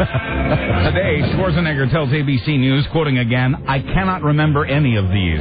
All I can tell you is I despise everything Hitler stood for. I despise everything the Nazis stood for, everything the Third Reich stood for." Thanks for clearing that up for us, Arnold. Yeah, and pretty controversial position there. Arnold says he's raised millions for the Simon Wiesenthal Center, which works to preserve the memory of the Holocaust and to fight prejudice. A rabbi has come out in Schwarzenegger's defense, saying Arnold's done more than any other star to raise awareness about the Holocaust. I guess thank God for Arnold Schwarzenegger is what we should be saying right now. He found a rabbi. I'm glad he found a rabbi. The candidate says it's interesting all this should come out 5 days before the election. Quoting Arnold, "I know it's just part of the dirty politics." So, Arnold, why don't you go back and find the article where Gray Davis said that he thought Hitler was okay? It's just part of the dirty politics that they're trying to smear me in the papers, and I don't remember. It's so funny. I don't remember those quotes. To see him in the sound bites on TV, it's always funny to see him, but then to see the word come out of his mouth and realize he's talking about Hitler. Yeah.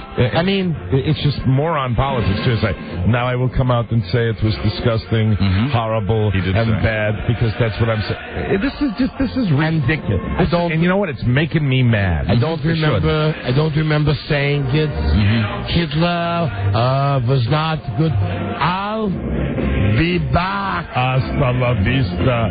Duh. Arnold says he doesn't remember the things he said and did 20 and 30 years ago. I don't remember. I'm basically not going to take the responsibility.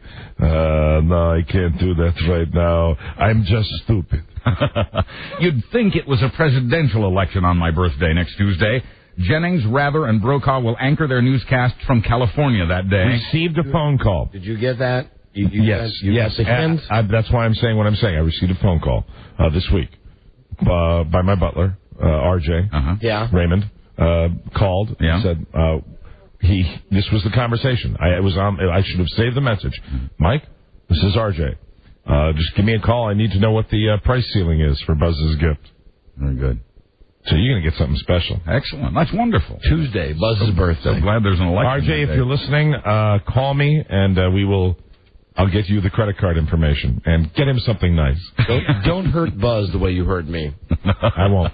This time I'm remembering. Rob, I'd like a reminder call from you, too, please. Thank you. You're calling somebody. Yeah. Don't. Calling yourself. He's going to play a message that I left. Still saved. Mm-hmm. Hello? One saved message. There it is.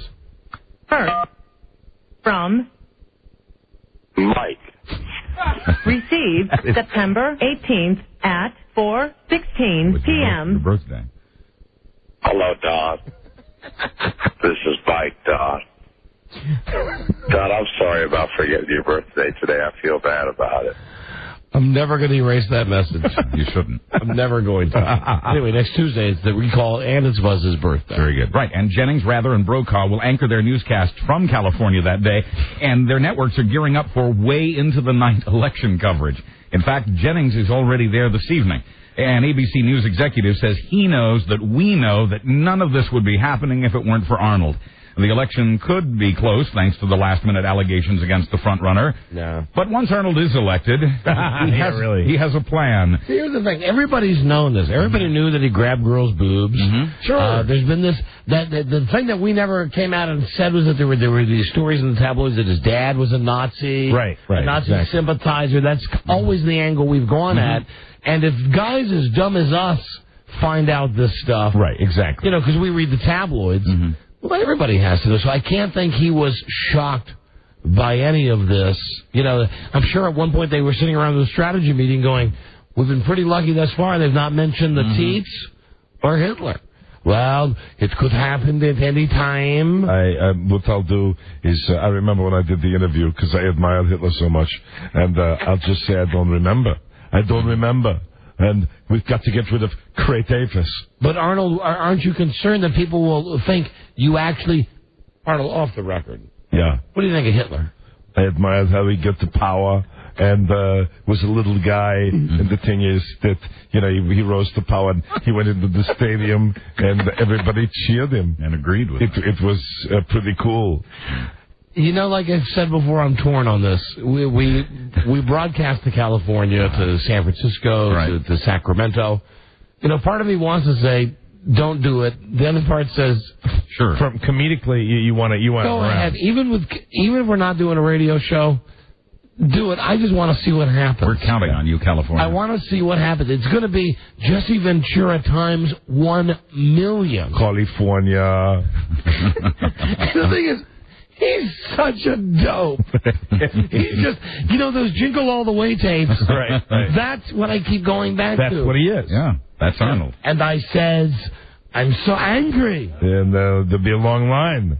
That's what it made. With all the controversy, and I think really the controversy is almost helping his cause, because they're taking the eyes off the real issue. This guy is going to be your governor. It's ridiculous. Going to be a big turnout. And one clarification about his dad. His father was a simple, humble chief of police. That's all. Anyway, Arnold has a plan now. This week he's unveiled his plan for the first 100 days in office. It's a PowerPoint presentation that's short on details and on words. The 100-day plan consists of about 100 words. A word a day. Now, PowerPoint is when you've got like a computer set up. Microsoft, Excel. Yeah, right. Yeah. You've got a monitor. Maybe you project it onto a big... What you do is it's just a way of making fancy graphics come up. And, and like the words get real small, then they get real big, like taxes. Savings. And then whoosh, Arnold. Yeah, Nazis. Well, here's what we've been able to glean from that. He says he would repeal the car tax, something that was tried without much success here in Virginia by another Republican governor. Like his character in the Batman movie, he says he'll put the freeze on state spending and audit the state budget. He says he'll streamline education and stop giving driver's licenses to illegal immigrants. Well, whatever. It's going to happen Tuesday. Yep. Either way, it's fine with me. Either it happens and California breaks off and becomes an island, or it doesn't happen. I'll tell you one thing about Gray Davis. You know, I mean, after this is over, he's got to look in the mirror every day and know he's the one. Yeah. He's the one that let this happen. Yeah. Amazing. And now he's got to be thinking, if you're Gray Davis or you work at his camp, I mean, you're out of ammunition. Yeah, right. You've you're already. yeah. The election is Tuesday. You came out on Thursday, and I mean, you got him with everything. You said, okay, that's it. The girls, the breasts, do it. And then when that doesn't work, you say, okay, go with Hitler.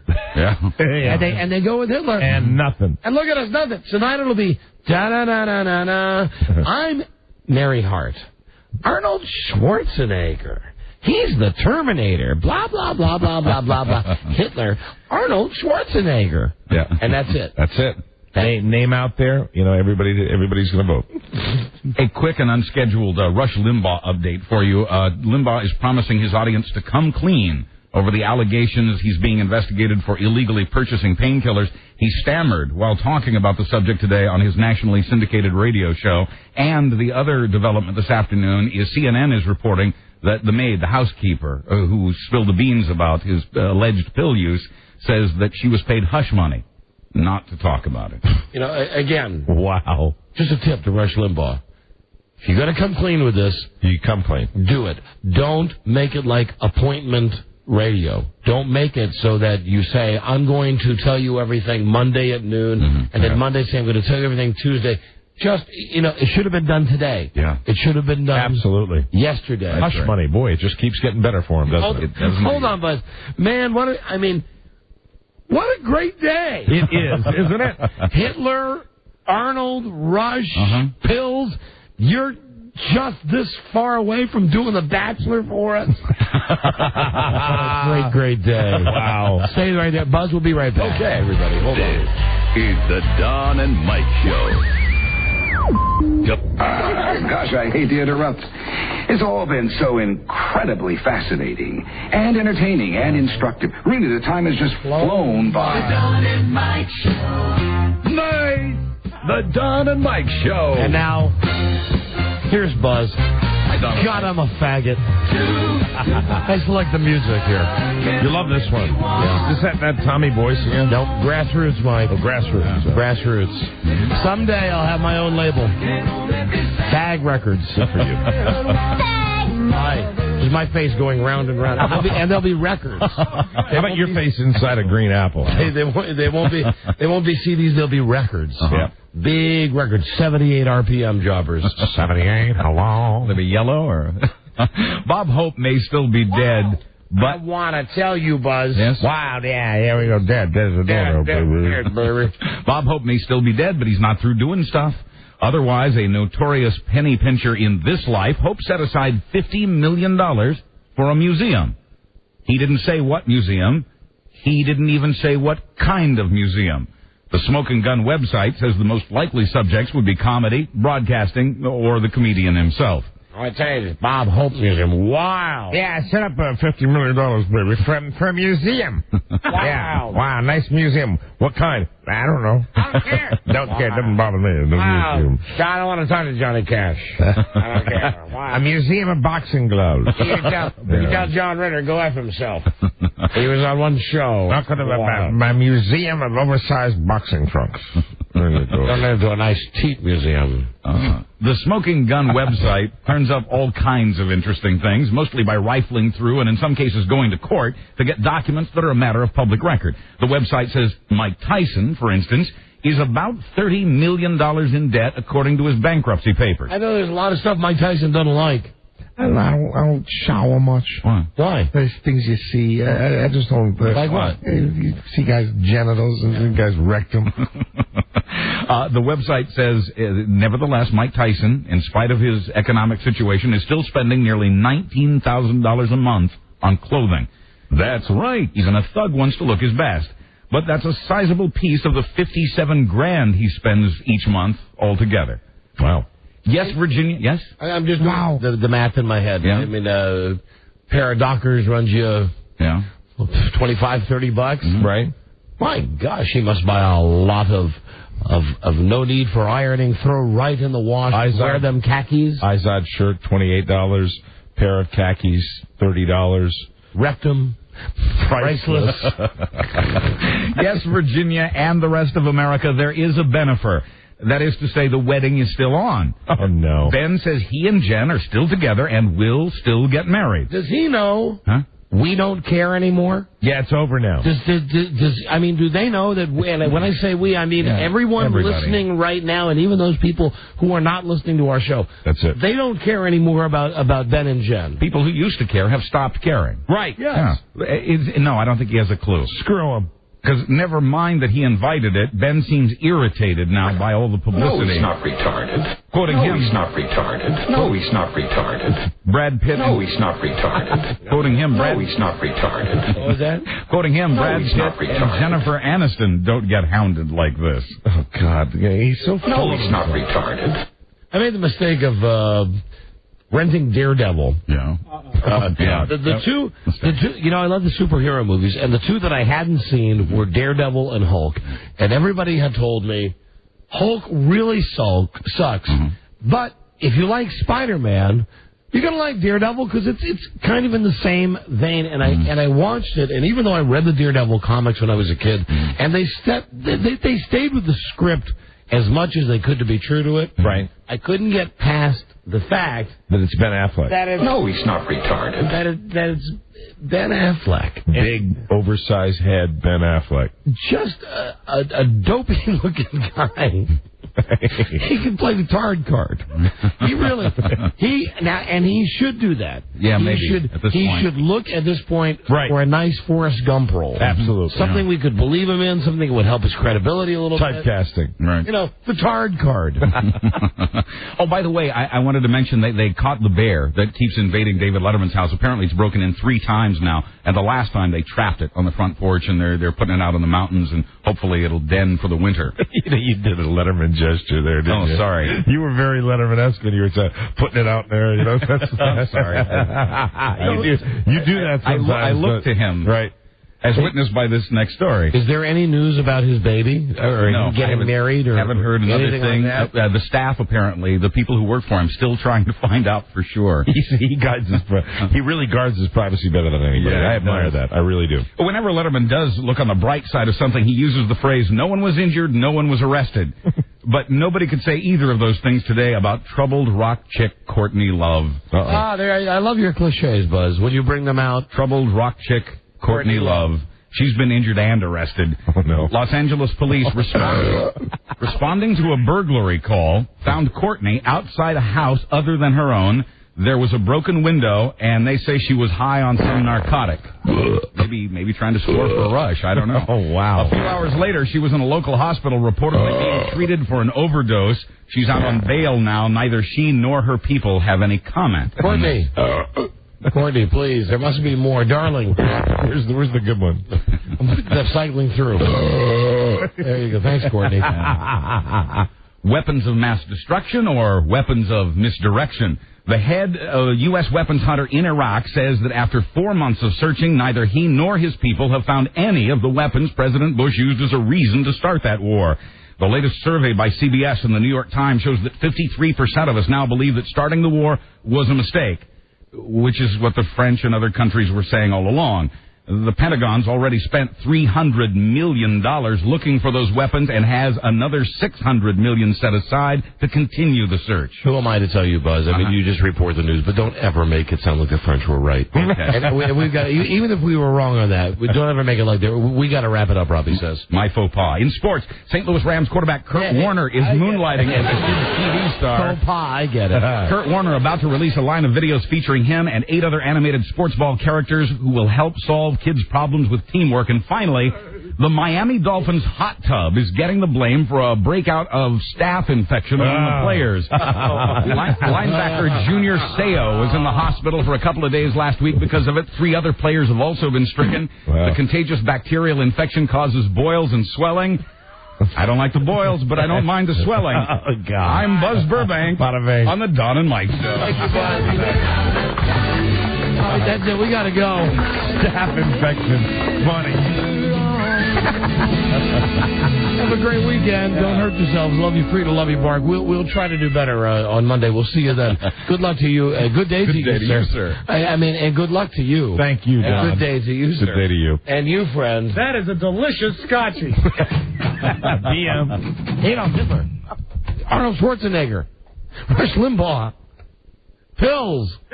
Lisa Remedy. Yeah. That's okay. Till we meet again. This is Sammy Davis Jr. saying, be kind, be nice, and I hope the next performer has the pleasure of having as nice an audience as you've been tonight. And let me leave you swinging.